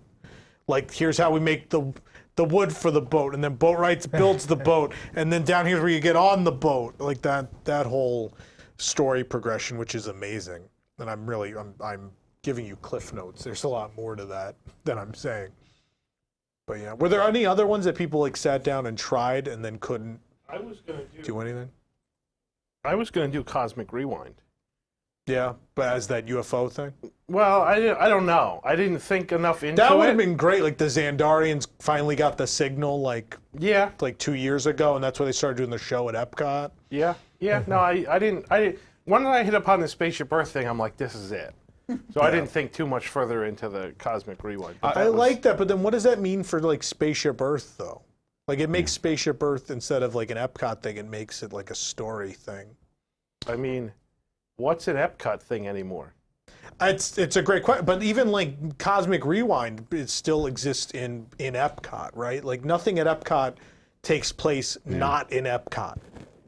Yeah. Although I thought about one thing, but it would have been too brief, which is that the monorail going to Epcot is themed as if you're on a commuter train, like you live in Epcot and you're on your way community to of where. tomorrow. That's cute. You live at the But that's like Contemporary, a you go to a work at 3-sentence. Epcot. Yeah. They should build a hotel where that's the theme. That'd be great. I kept trying to do shops, but that was just too hard. Like I tried to do like some boring little shops like Gateway Gifts and try to come up with something for that. It's too plain. Yeah, like you, I kept staring at something. And then the ones with the live Stroller filming rental. kind of have a story. I don't know. So it was easier to do an attraction. Then once I got this picture of why does that balloon go up and down? Like that had a story. So that's where I started. That's a good one. Yeah, and you like can't pick anything from Animal Kingdom, right? Because they all do have strong backstories. So you're just rewriting a backstory at that point. And Hollywood Studios, God, I don't even want to attempt any. And what happened is I kept going into rehabbing a ride, like I guess like Eric did, and that's. Well, no, that I don't mean. Eric. No, but Eric is having a rough day. No, but that's the problem when you look at most attractions. That's where your mind starts going. I'm not going to be a Wigs member. I'm going to get a wig. I'm having a rough day. Like I kind of rehabbed the Speedway, but it felt so minimal, and like there is no story there at this point in time, right? Like there's no signage. There's no they even removed those gates like where there were supposed to be like car storage. Like those are gone. I don't know what this is supposed to be anymore. Like you've completely neutered this. Yeah. So something has to be done. You have to add something because there's nothing there. Like I can't turn grass into theme, you know? That was the problem. But yeah. No, you and Jason probably won. I think that's fair. I think everybody except me got the assignment. But, no, I mean yours. But I have to say, like yours. Jason and Nick were like their stories were very elaborate. Story behind it. But I love Allison and Jill, and Tom, yours is fine because that ride desperately needs something. Yeah. But I was thinking we theme it after Epcot and we just bulldoze it. I was trying to turn chicken excrement into chicken salad with Speedway, right? Yeah. Like I don't know if I could have came up with an original. I definitely wanted to try an original character, but what original character do you give the Speedway to?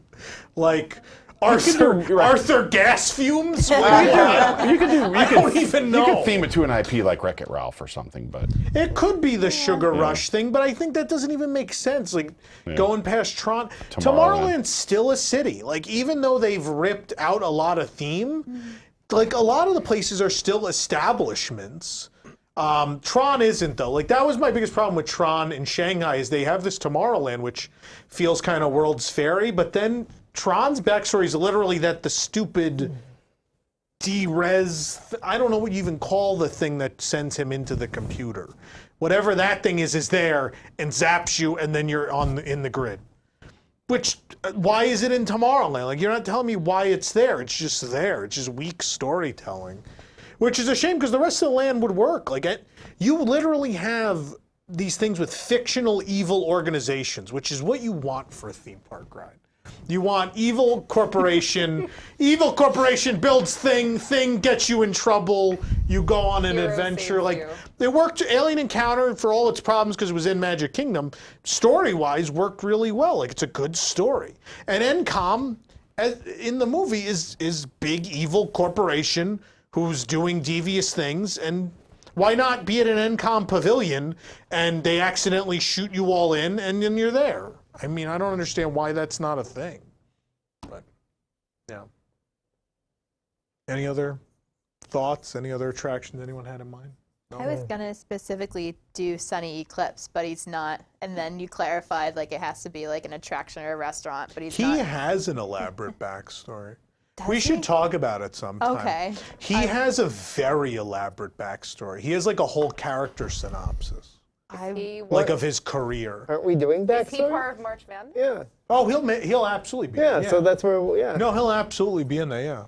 No, he has a backstory. It's pretty crazy. I definitely want to know. Like that includes like the other places. I remember vaguely hearing like other places he plays regularly. What?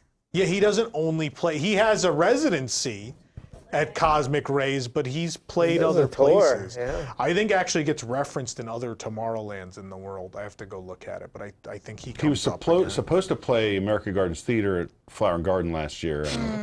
He's not that old yet. Leave him alone. Oh no. He's not that far. Sunny Rocks concert series. Okay, we're going to take a commercial break. When we come back, we have the dream sequence. Stick around.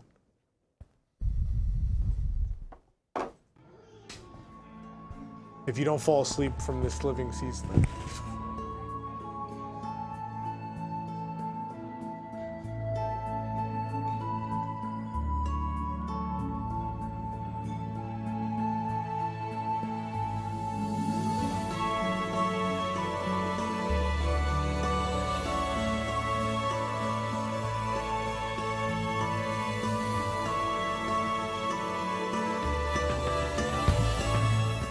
Disney's Magical Express will no longer be servicing Orlando International Airport come January 1st, 2022.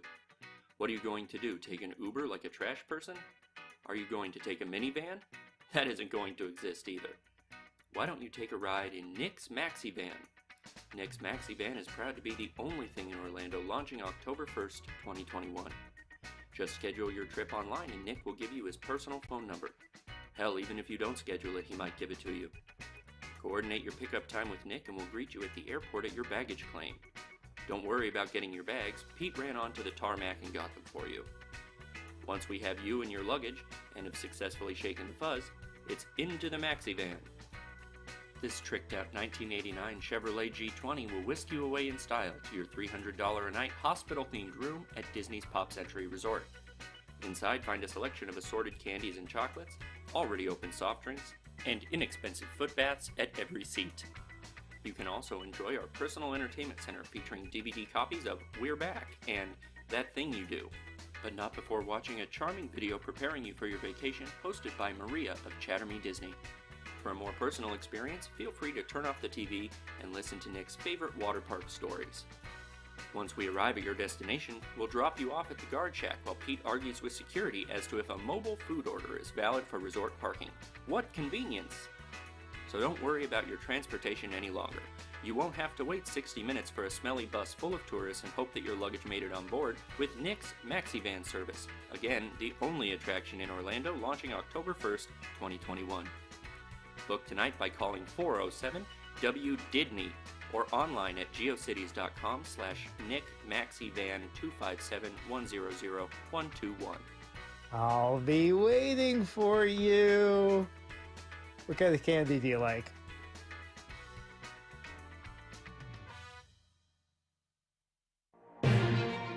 Pressing Issues is the spin-off of the WDW News Today podcast segment as a long-form panel discussion in which some of the brightest minds of WDWNT analyze the biggest stories of the week and their impact on the Walt Disney Company, its parks, guests, and cast members. Join us every Sunday at 8 p.m. Eastern, live on YouTube, Facebook, and Twitter, or afterward on the WDW News Today podcast feed.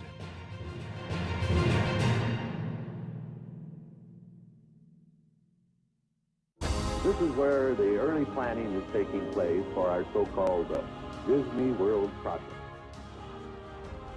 It is a showplace dedicated to entertain, we hope, with a purpose. The biggest celebration Walt Disney World has ever seen. Its 50th anniversary.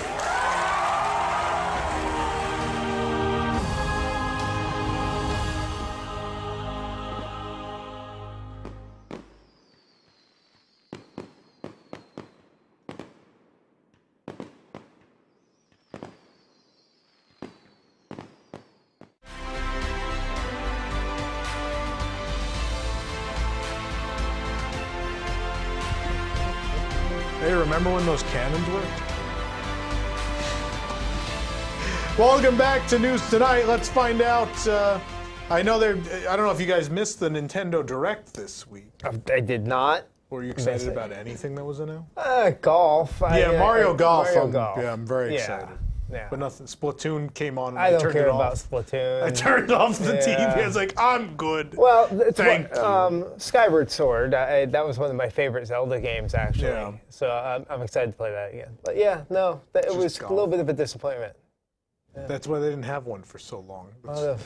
Yeah. Someone tweeted, now I understand why they didn't have one for 500 days. Right? Yeah, anyway. A lot of RPGs. But I you don't might care have about. missed this announcement. This is that? coming to Switch. Universal Studios 3D World. Everything's so good. Everything's 3D. I'm excited. Whoa!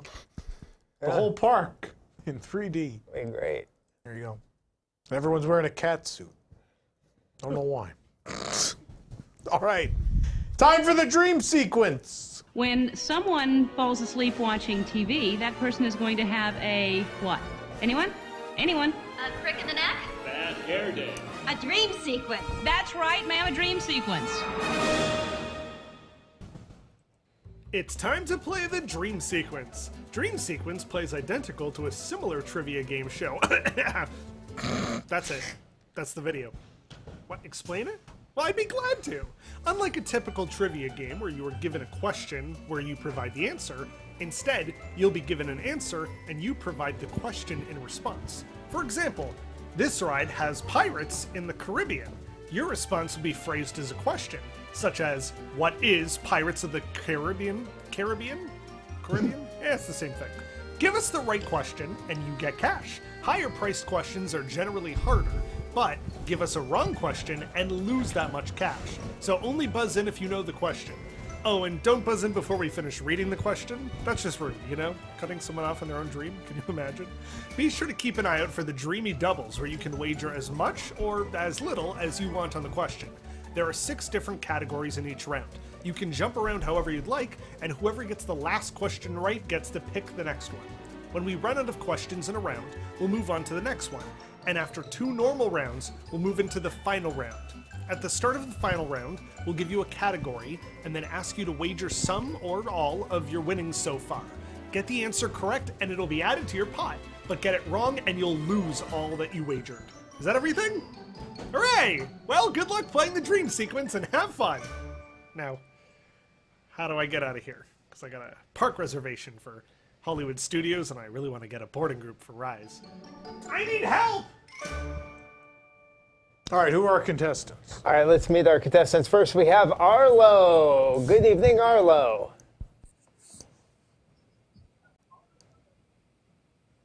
Let's try Once again, I can only hear you guys from inside of YouTube being open in another tab, but I guess that can work.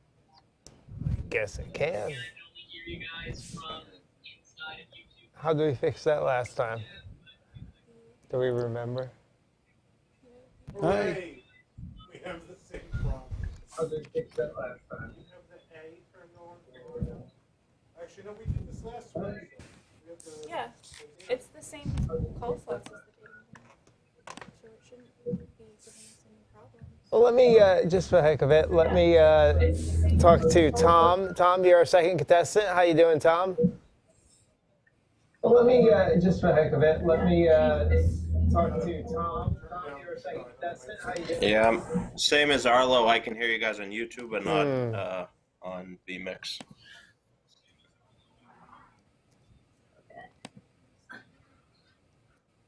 Can you guys hear me? This is Tim. We do. Hi, Tim. Hey, Tim. I can barely hear you guys, yeah. You can barely hear them, or you can barely hear us. Could you bring me the other one?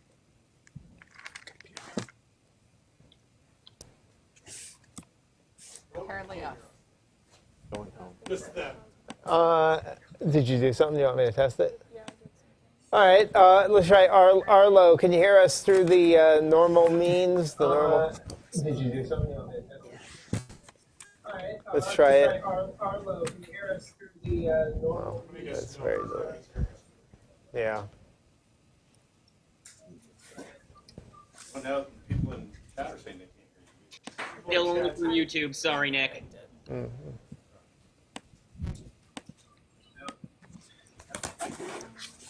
Let me know when I should try it.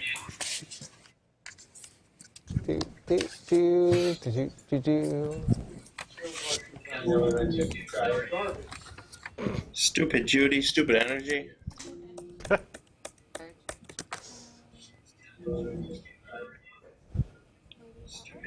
Maybe that worked? All right, maybe that worked. Did this work? Can you guys hear us? Do they need to like refresh for the? Maybe that worked? All right, maybe that worked. Did this work? That is a big delay. Wouldn't really work for a game. No. I don't know.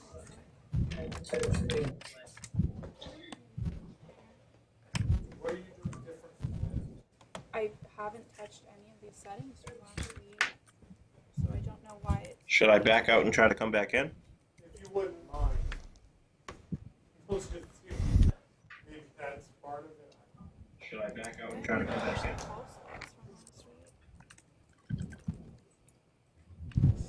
I know that the popular opinion would be we don't know what we're doing, but the honest truth is the same way the dating game worked last week is the same way these all work. Yeah.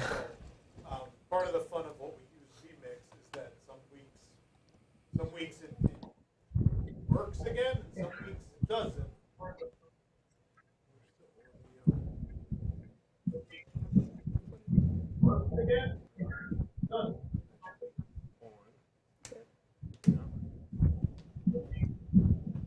Checking the setting. Very exciting part of our live program.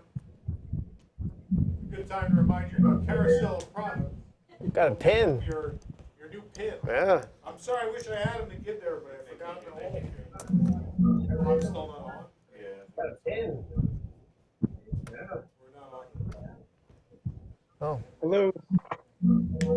That's weird. I'm gonna play with my new Magic Band. Can't hear any of us. How about charades? How about now? Hey, now wait. Oh, wait, something. I You can guys hear hear. us? Just, yeah, now we can hear you. Now they can hear. Why was that muted? So we're good now? Do people at home hear us? Tom, is your mic on? I think so. I didn't shut it. Did it hit something? It died. Yeah. Oh, because we have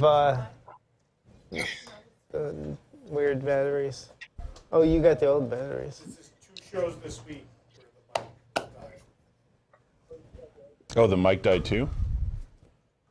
Yeah, because they have weird batteries, because the other ones exploded. Because the other microphone batteries exploded. I mean, only one of them exploded. We have like 20. Don't use the IKEA batteries, I'll tell you that. Oh, thank you, battery man. Oh, yeah. You can have those. You want to eat them? Shove them into your side of your neck. Everything sounds weird, they say. What a professional program. What is it? What? Do Where? people at home think we sound weird now? Something's wrong? Did we figure all it out? sound weird. Well, They that all is sound not weird inaccurate. Plug it in, please. Everything sounds a bit off, but you can hear it. It's Well, what let's you're see if our telling me. contestants can hear us, right? Is that the... So let's try it again. Who cares about the 600 people watching at home? But I've got my nice big gold pin. Oh, and that's all that matters. So, Arlo, good evening. Hi. Hey, good to hear you. All right, Good to hear glad to have you with us tonight. Thanks for hanging in there. Let's say hi to our second contestant, Tom. Good evening, Tom. Hello. Oh, hello. It is great to hear your voice. Fantastic. All right, contestant number 3, Tim. Good evening, Tim. Hey, Nick. Hey, How are Tim. You know what? I'm doing, despite what we just went through, I'm doing fantastic. I just won the backstory game. I'm going to say I won. I think I won. It might have been a tie with Jason. I don't know. But anyway, now we're playing the dream sequence. We got 3 great contestants. Arlo, Tom, and Tim. I think you probably heard the rules, but you know this game. Here is the thing, to buzz in. This is the fun part. Some of you probably saw this or played this before. You want to stick your hand directly in front of your camera, blatantly, so I could see it. You don't want me to miss it. If I can't, Nick, show them how. But I can't reach. That's good. Yeah, you got it. But cover your lens. That is the way to properly buzz in. Remember, you can't buzz in until Tom finishes reading the question completely. If you buzz in too early, I will not call on you. All right. So those are the buzzing in rules. You got the rest of the rules. I think we're ready to start the dream sequence. Tom, take it away. Oh, sorry, I'm mesmerized by this giant $8 pin. It is giant. It's really cool. Have you seen it? Not in person. Jill was nice enough to hand us ours, and I ripped her back. Oh, look at that. That's how I open. Just used to opening pins that way. All right, let's see the categories. The categories are Superstar Limo, the category, a spin around Cars Land, Before the Beginning, the history of the Hyperion. Well, that was brief. And Quoteoke, which is Disney California Adventure Edition. Obviously, all of these are California Adventure related for the 20th anniversary, so hopefully all 3 of you know something about Disney California Adventure Park. If not, oh boy. Who is going first? Have we decided? Arlo, you have the benefit of going first. Please choose a category and a price. I'll take Before the Beginning for 400. Before the Beginning for 400. Just someone has the show on in the background. You have to shut it off. Just over. You gotta. Are we picking it? No, you guys don't have like the thing. No, you gotta open the question. It's not on the screen.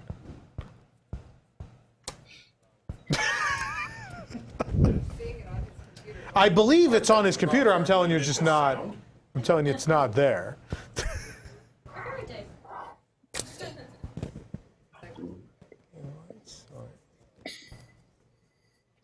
It's the laptop. No. We're doing great. No. Should I just read them in the meantime? No, give us a second. You're refreshing it, I assume? I Do we think maybe it disconnected?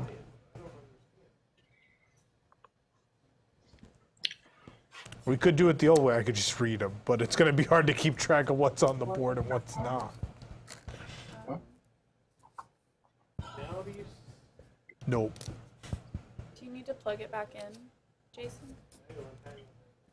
Well, There we go. go. All right, here we go. Here we go. Just over 6 weeks before the park opened, the Disneyland Pacific Hotel was renamed after this land on December 15th, 2000. When the land was later rethemed, the name on the hotel remained. Tim. Disney California Adventure? No. Arlo. Paradise Pier. What is fun in the sun for everyone? You got it. Go ahead, you have control. I'll take Before the Beginning for 300. 300. Believe it or not, Disney California Adventure wasn't even born in California. Initial ideas came from a meeting of executives at a hotel in Aspen, a popular ski resort town in this state. Tim. Colorado. That's correct. Samsonite was on the briefcase the whole time. You have control of the board. Go ahead.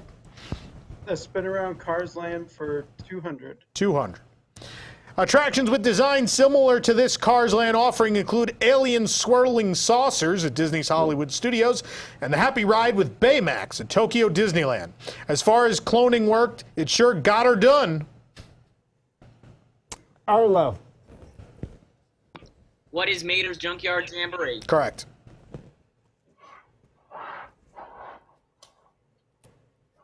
You have control. Oh, sorry. I'll turn around Cars Land for 300. I think you said 400. What'd you click? That's fine. That's what we're doing then. Each of the 5 stands of this Cars Land eatery offers a different selection, including chili and macaroni and cheese, flavored popcorn, churros, pretzels, and soft serve ice cream. Tom. The Cozy Cone Motel. That's it. I'll go Superstar Limo for 300. 300. Is that the Queen of California I see? Perhaps you can catch a view of this actress and comedian who appeared in both Superstar Limo and Golden Dreams. Arlo. Who is Whoopi Goldberg? It is Whoopi.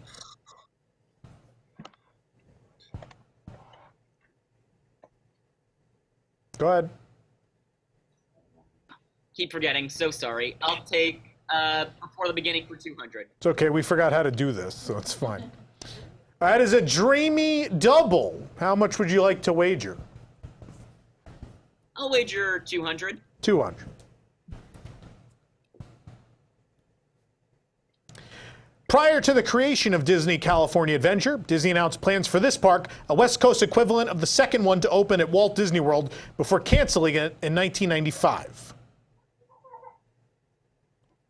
This is just Arlo, right? So, yeah, just Arlo. You didn't have to buzz in. What is Westcott? Westcott is correct. You still have control of the board. Go ahead. I'll take Before the Beginning for 500. 500. Before the park opened, a preview center could be found at the Opera House on Disneyland's Main Street, USA, at the exit of this attraction. Arlo. What is Great Moments with Mr. Lincoln? Yep, Lincoln loved California.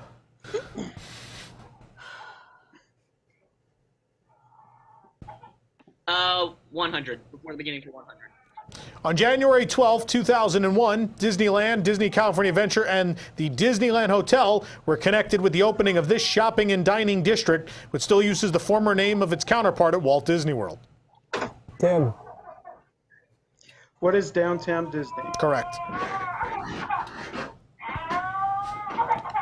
You have control of the board. Go ahead. Me at California Adventure in 2001. Well, that was brief for 100. That was brief for how much? Was it 100? 100. 100, yeah. Proving to be one of the most unpopular attractions in Disney history, Superstar Limo closed on January 11, 2002. 4 years later, this attraction opened in its place, and somehow, despite its subject matter, is still less scary. Tim. Monsters, Inc. Scare Floor. I'm going to take it. He said Monsters, Inc. It's Monsters, Inc. Mike and Sully to the rescue. Go ahead. Thank you. Well, that was brief 200. In October 2001, this Austrian-born celebrity chef left Avalon Cove, which would eventually become Ariel's Grotto. But apparently there was no bad blood with Disney, as he continued to have his name on a restaurant at Disney Springs. Arlo. Who is Wolfgang Puck? It sure is. Well, that was brief 300. In December 2001, Robert Mondavi gave up operation of the Golden Vine Winery, and with Disney in control, the grab-and-go Wine Country Market was replaced by this table service restaurant.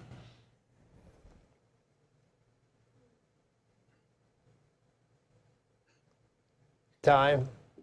Nick's favorite, Wine Country Trattoria. Oh, Trattoria. What was the backstory you made up for that? You made up a backstory for that, didn't you? I did. Was it Albert Trattoria, right? And he had a painting. That's a real thing. I wish that was a joke. And you thought there was a painting of him on the wall. Looked like it was just great. It was just great. God, forgot about this. Who has control? We had totally a lot lost. to drink that Who has night. control? Arlo, go ahead. Well, that was brief 400. 400. In the summer of 2003, an experience themed to this extreme sports event produced by ESPN took over Disney's California Adventure. Sadly, it wiped out and didn't return the following year. Tom. What is the X Games? Yeah, what would now be the taste of the X Games, I believe. Yeah. You got it. Superstar Limo for 100. 100. It's the only thing I know about Disneyland, so. The stars shine at night, especially this performer and self-professed Disney fan who hosted a new version of World of Color to celebrate Disneyland's 60th anniversary. Arlo. Who is Neil Patrick Harris? That's right. He also later, later in the park's history, he did the voice for California Screaming. Second thoughts, too late. Yep, that's right. Pick your category. Superstar Limo, 200. When Soarin' changed its flight plan from over California to around the world, they kept their chief flight attendant, played by this actor who's been briefing guests for 20 years. Tom. Who is Patrick Warburton? Nice work, pal.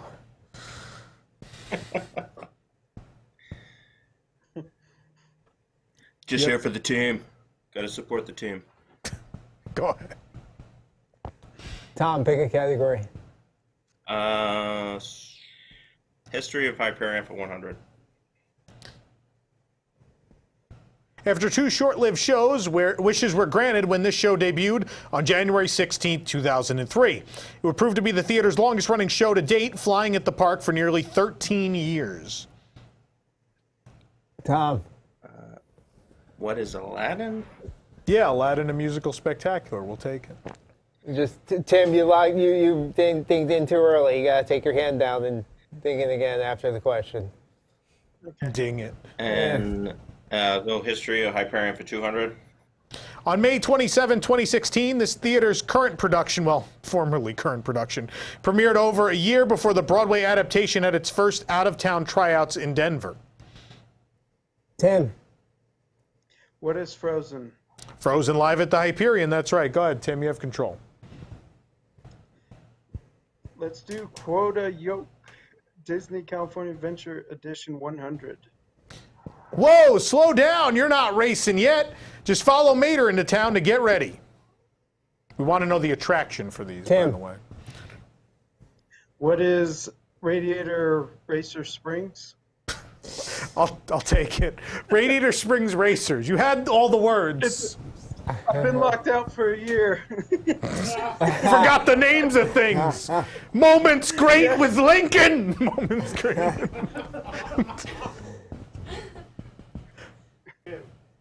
Let's do 200. The Quota Yoke.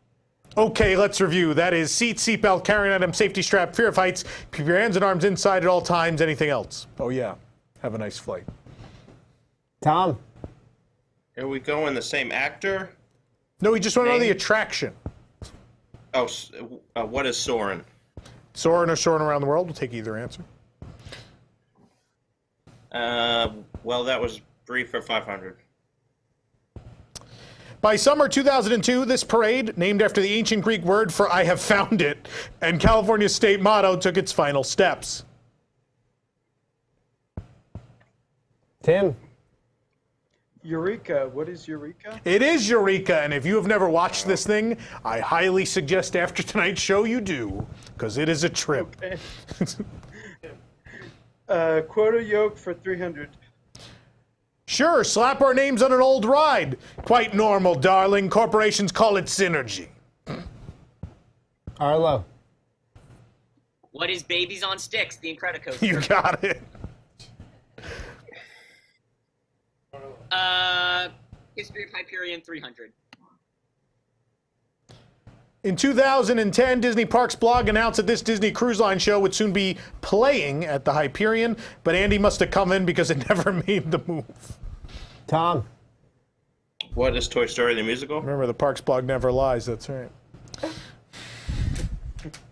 Tom. Superstar Limo for 400. While you may not see her around Pandora, you can find this actress reprising her role as Gamora in Guardians of the Galaxy Mission Breakout. Don't ask us why. Tom. Who is Sigourney Weaver? No. Oh. Arlo. Who is Zoe Saldana? That's right. Funny enough, both of those opened on the same day. So if she had been in Pandora, she would have been in 2 Disney attractions in different parks that opened on the same day. Arlo's History of the Hyperion 400. When the theater opened, its first show was a song and dance review of Disney tunes, whose title, emphasizing the dancing, was a play on this song from Mary Poppins.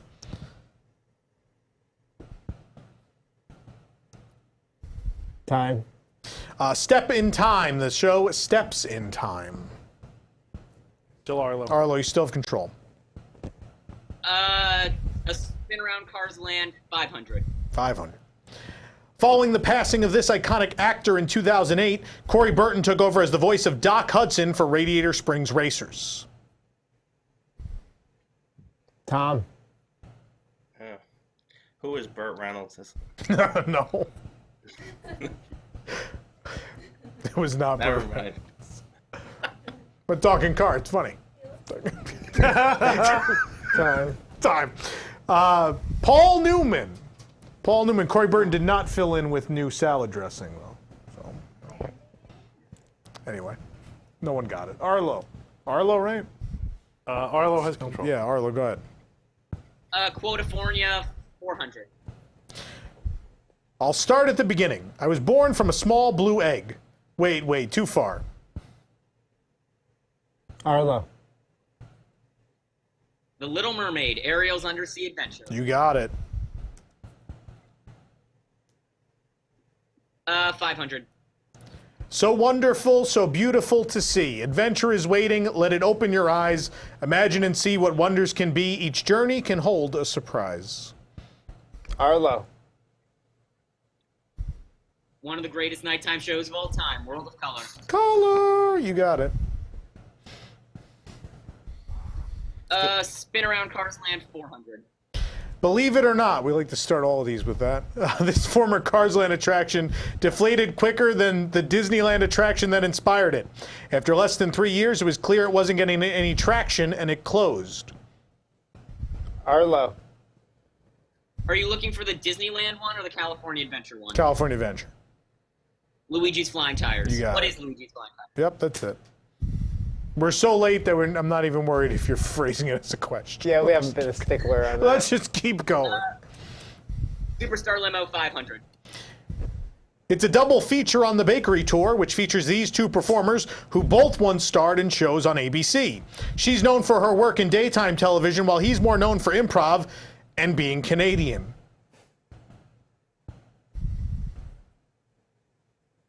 Time. It's like a Disney ride for bread. We were looking for Rosie O'Donnell and Colin Mockery. All right, last one. Here we go. From November 2001. Oh, no, we have 2 left. Sorry. Sorry, my board takes up more than the screen. Arlo, go ahead. Pick one. I'll Spin Around Cars Land 100. 100. If the Motorama Girls display and Doc Hudson room at this alphanumeric counter service restaurant isn't cool enough, it's a gas to see the neon lights turn on at sundown. Arlo. What is Flo's V8 Cafe? Yep. And we're going to do the history of Hyperion for 500. From November 2001 to September 2002, the Hyperion Theater hosted The Power of This Explosive Broadway Show, which had run at Epcot the summer before.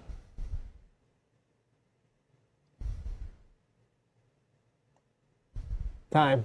What is Blast? The Power of Blast. Look it up, kids. All right. Nick, can you give us a recap of the scores at the end of the first round? I can. At the end of the first round, Arlo has 4,000 points. Tim has 900 points, and I can't read that. 600. Okay. Yeah, 600 points. Sorry, I need the glasses, I guess. Just drop those in the wave Tom has pool, 600 man. points. Oh, All right, boy. we're going into the double nightmare now. Here are the categories. Greetings from California. Name that year. Menu changes. Getting animated on Buena Vista Street. Forever California. And The Future Assembles. Who's in last place? Tim? That would be Tom. Tom. Sorry, it's a lot of confusion. Tom, you get to start off since you're in last place. Pick a category. Greetings from California for 1,000. For 1,000. Here's one not to forget. Until April 2012, a pair of these pachyderms, inspired by sets from the 1916 silent epic Intolerance, stood at the entrance to Hollywood Pictures backlot. If you missed them, you could still see some at Hollywood and Highland.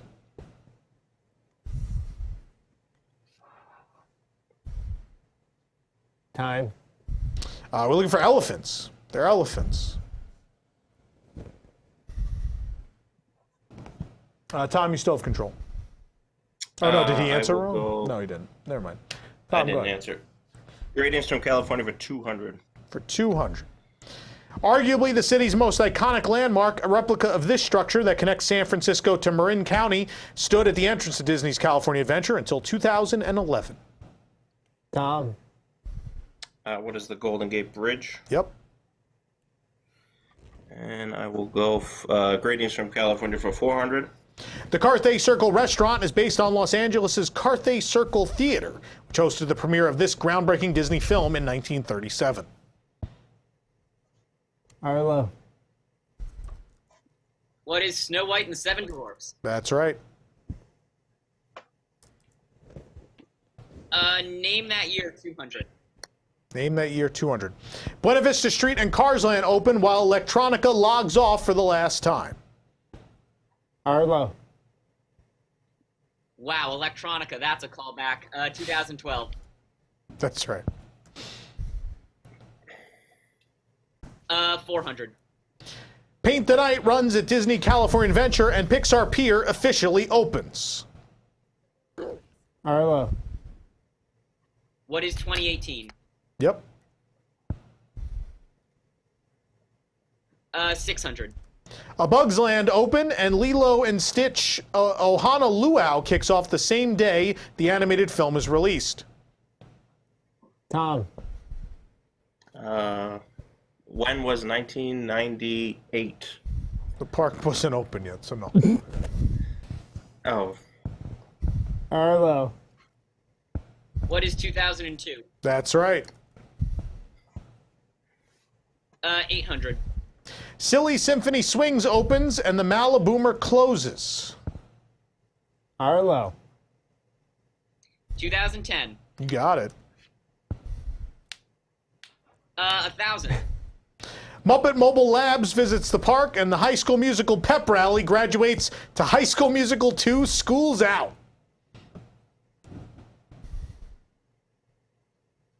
Tom. When was 2006? Oh, it was close, but no. Tim. When was 2008? Nope. Arlo.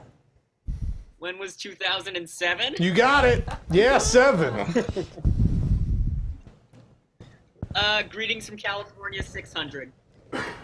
Allegedly, the design for Grizzly Peak was inspired in part by El Capitan, a mountain in this California national park.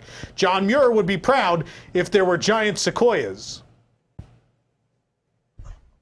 Tim. What is the Redwood Forest? Nope.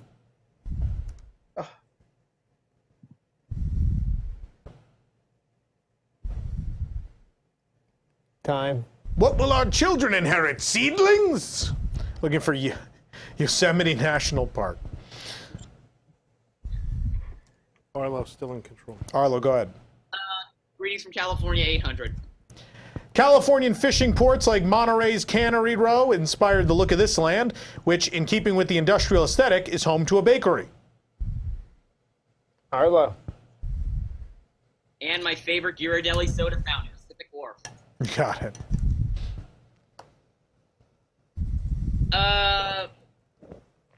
Forever California, 200. How much was that? 200. While Flix Flyers may have fit in at Pixar Pier, instead it was rethemed into this attraction, inspired by a film released 17 years after A Bug's Life. Tim. What is Inside Out? Wheel something. I'm going to take it. It's the Inside Out Emotional Whirlwind.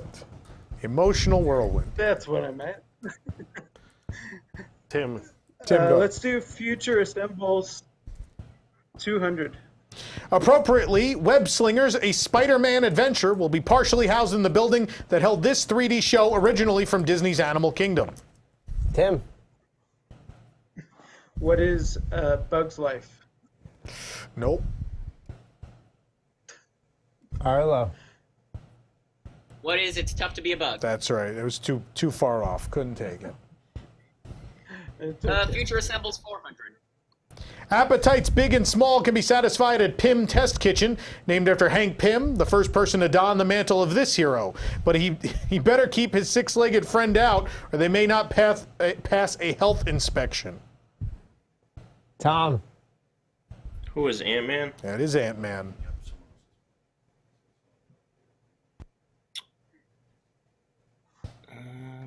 Let's go menu changes for 400. 400. In 2015, Taste Pilot's Grill took a leap of faith and changed its name to this, based on California firefighters who battle wildfires in the forests. Arlo. I remember this because Taste Pilots gave me food poisoning. That would be Smoke Jumper's Grill. It sounds like Taste Pilot's Grill. That's right. The Future Assembles for 600. 600. At the Sanctum, guests will learn about the orb of, Cagliostro and the mystic arts from this Avenger. It's going to get weird.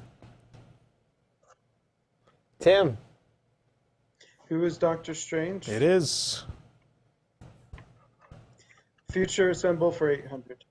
On the roofs of Avengers headquarters, heroes including Iron Man, Captain America, Captain Marvel, and this heroine, aka Natasha Romanoff, will battle Taskmaster as he tries to take over the building.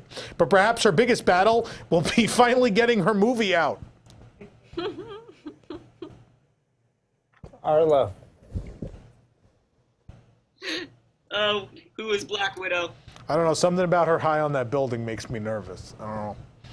It's like something happened. I don't know. Go ahead, Arlo. Oof, too soon. The Future Assembles 1,000. At Web Slingers, our friendly neighborhood Spider-Man will enlist the help of guests to stop haywire spider bots from destroying the campus of Web, which stands for this. Arlo. What is the Worldwide Engineering Brigade? Good. Someone reads my website. Thank you. Go ahead, Arlo. Forever California 400. 400. When A Bug's Land closed, the front of the vehicle from this attraction made a transformation into a beautiful display at the Pixar campus in Emeryville. Eat your heart out. Arlo.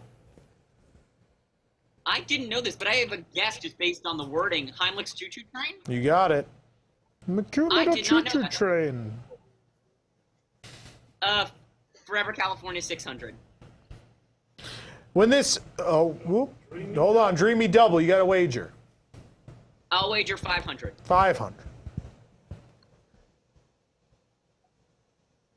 Okay.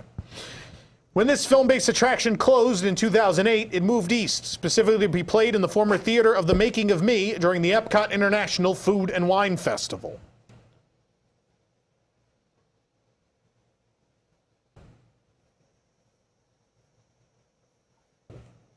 Need an answer. Time. Yeah. That's time. Yeah, it's time. Seasons of the Vine, hosted by Jeremy Irons, the greatest Spaceship Earth narrator of all time. And the host of the Backlot Tour at Disneyland Paris. Forever California 800. The giant California letters that once stood at the park entrance can now be found at the Cal Expo grounds in the state's capital city. Tim. Where is Sacramento? It is Sacramento. Getting animated on Buena Vista Street for $400. Mortimer's Market is a fruit stand on Buena Vista Street, but in Disney lore, Mortimer was the name of also the name Walt Disney planned to use for this character before his wife Lillian convinced him to change it, and the world was better off for it. Tom. Who is Mickey Mouse? It is Mickey Mouse. Getting animated, 800. That is going to be a dreamy double. What would you like to wager? Can I wager anything? Oh, he can wager 1,000, yeah. 200. 200. Guests can get their ice cream fix at a nearby parlor named after this animated character associated with dairy, who made her first official appearance in the 1929 short, The Plowboy. Who is Clarabelle Cow? It is Clarabelle Cow. Should have done 1,000. Damn it. I'll go 600. Getting animated.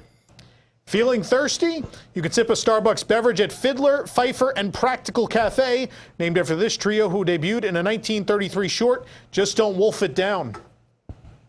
Arlo. Who are the Three Little Pigs, or what is the Three Little Pigs? Yep, either way. Forever California, 1,000. In August 2011, the authentic cab to this train, which served as an entrance to the Bakersfield Bakery, Burbank Ice Cream, and Engine Ear Toys, was removed and donated to the Western Pacific Railroad Museum in Portola. Arlo. Hot take, I miss this a lot. What is the California Zephyr? You should not miss that. It was terrible. Shouldn't enter a store through a car of a train. Go ahead. Getting animated on Buena Vista, 200. At the entrance to the park, you can find a gas station themed shop inspired by this character, who Disney famously acquired from Universal in 2006 in a trade that included sportscaster Al Michaels leaving ABC for NBC. Tim. Who is Oswald? Yep, it's one lucky rabbit. Menu changes for 200. By 2002, ABC soap opera Bistro was pulled from the lineup and replaced with a stage show, and later, a dance party featuring characters from this network's children programming block. Tim. Been there many times. Who is Disney Junior? I'm going to take it. It was Playhouse Dance Disney at the party. time, but it was renamed. That's fine. Okay. We'll take it. Thank you. Getting animated for 1,000. In the store, Julius Katz & Sons is named after Julius, a feline character who appeared in these 1920 shorts, which incorporated a live-action character into the animation.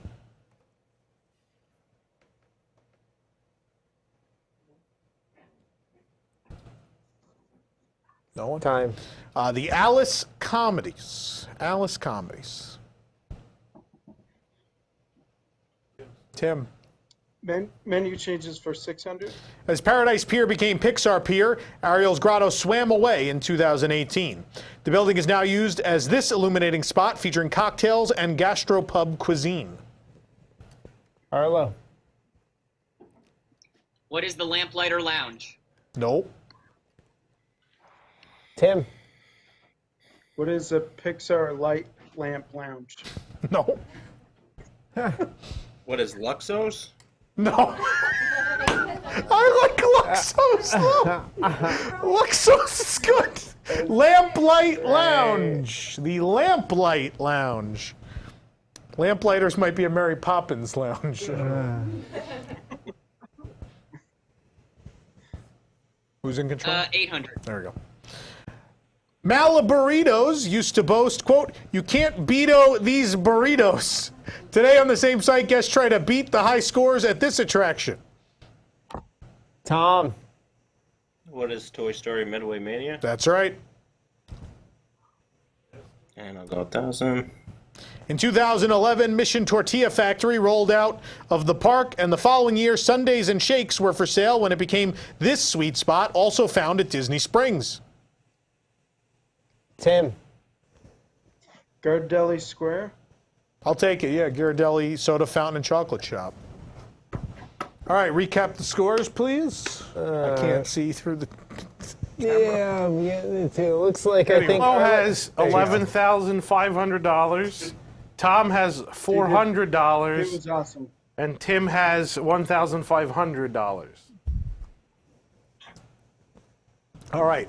So we are going into our final nightmare. The category is the third gate. So now you all have to wager the way we do this. Hopefully you have a pen and paper. Write down your wager. Show it on your little screen there. We can see it. I'll give you guys a moment. Again, the category, the third gate. The third gate is the category. We'll give them a moment. It's a good time to remind you that the... WDWNT, the Dream Sequence, is brought to you by vMix. Want to have your own production nightmare? Get vMix. Okay. It's also brought to you by Carousel Products. I got it, Please Tom. make Rob not cry by buying our new Tim pin. and Arlo, Rob would appreciate it if you buy the Show pin me. at carouselproducts.com. He worked very hard to order it. Please make Rob's dreams come true. Okay, got it, Tim. And then Arlo. Got it. All right, we're in. We're in. All right, we're going to show the question. Of the 3 hotels of the Disneyland Resort, this is the only one that never had a private entrance to Disney California Adventure. You have 30 seconds. Good luck. Legally clearable music plays. We can't play the song that's supposed to be on this part. So I'm just gonna keep singing this song. And Nick's gonna eat a magic band. I don't know how much time is left. Enough. I think are we out of time yet? They look like they're done? I don't know, I want to hear one more verse. Okay, we're out of time. Okay. Of the 3 hotels of the Disneyland Resort, this is the only one that never had a private entrance to Disney California Adventure. Who's in third place? That would be Tom. Tom. What did you say? The Disneyland Hotel. That is correct. What did you wager? $400. He wagered $400. So what's his total there? I can't $800. 800. You end with 800. All right. Let's go to Tim. Paradise Pier, I got it wrong. No, Paradise Pier did have an entrance. In fact, it was right near Mulholland Madness. It lasted for a short time. It existed. What did you wager? $650. $650. Okay. And Arlo? Disneyland Hotel. Disneyland Hotel, that's correct. So what did you wager? $1,500. $1,500. Well, needless to say, Arlo is tonight's Dream Sequence champion. But for playing, we're going to send everybody some core bucks. You know it's a long game. We want to make your time worth it. We thank you guys for playing. We hope you learned something. Thanks so much for playing, guys. Congratulations, Arlo. I didn't go to MIT, but I think Arlo won. Shut up, Barry.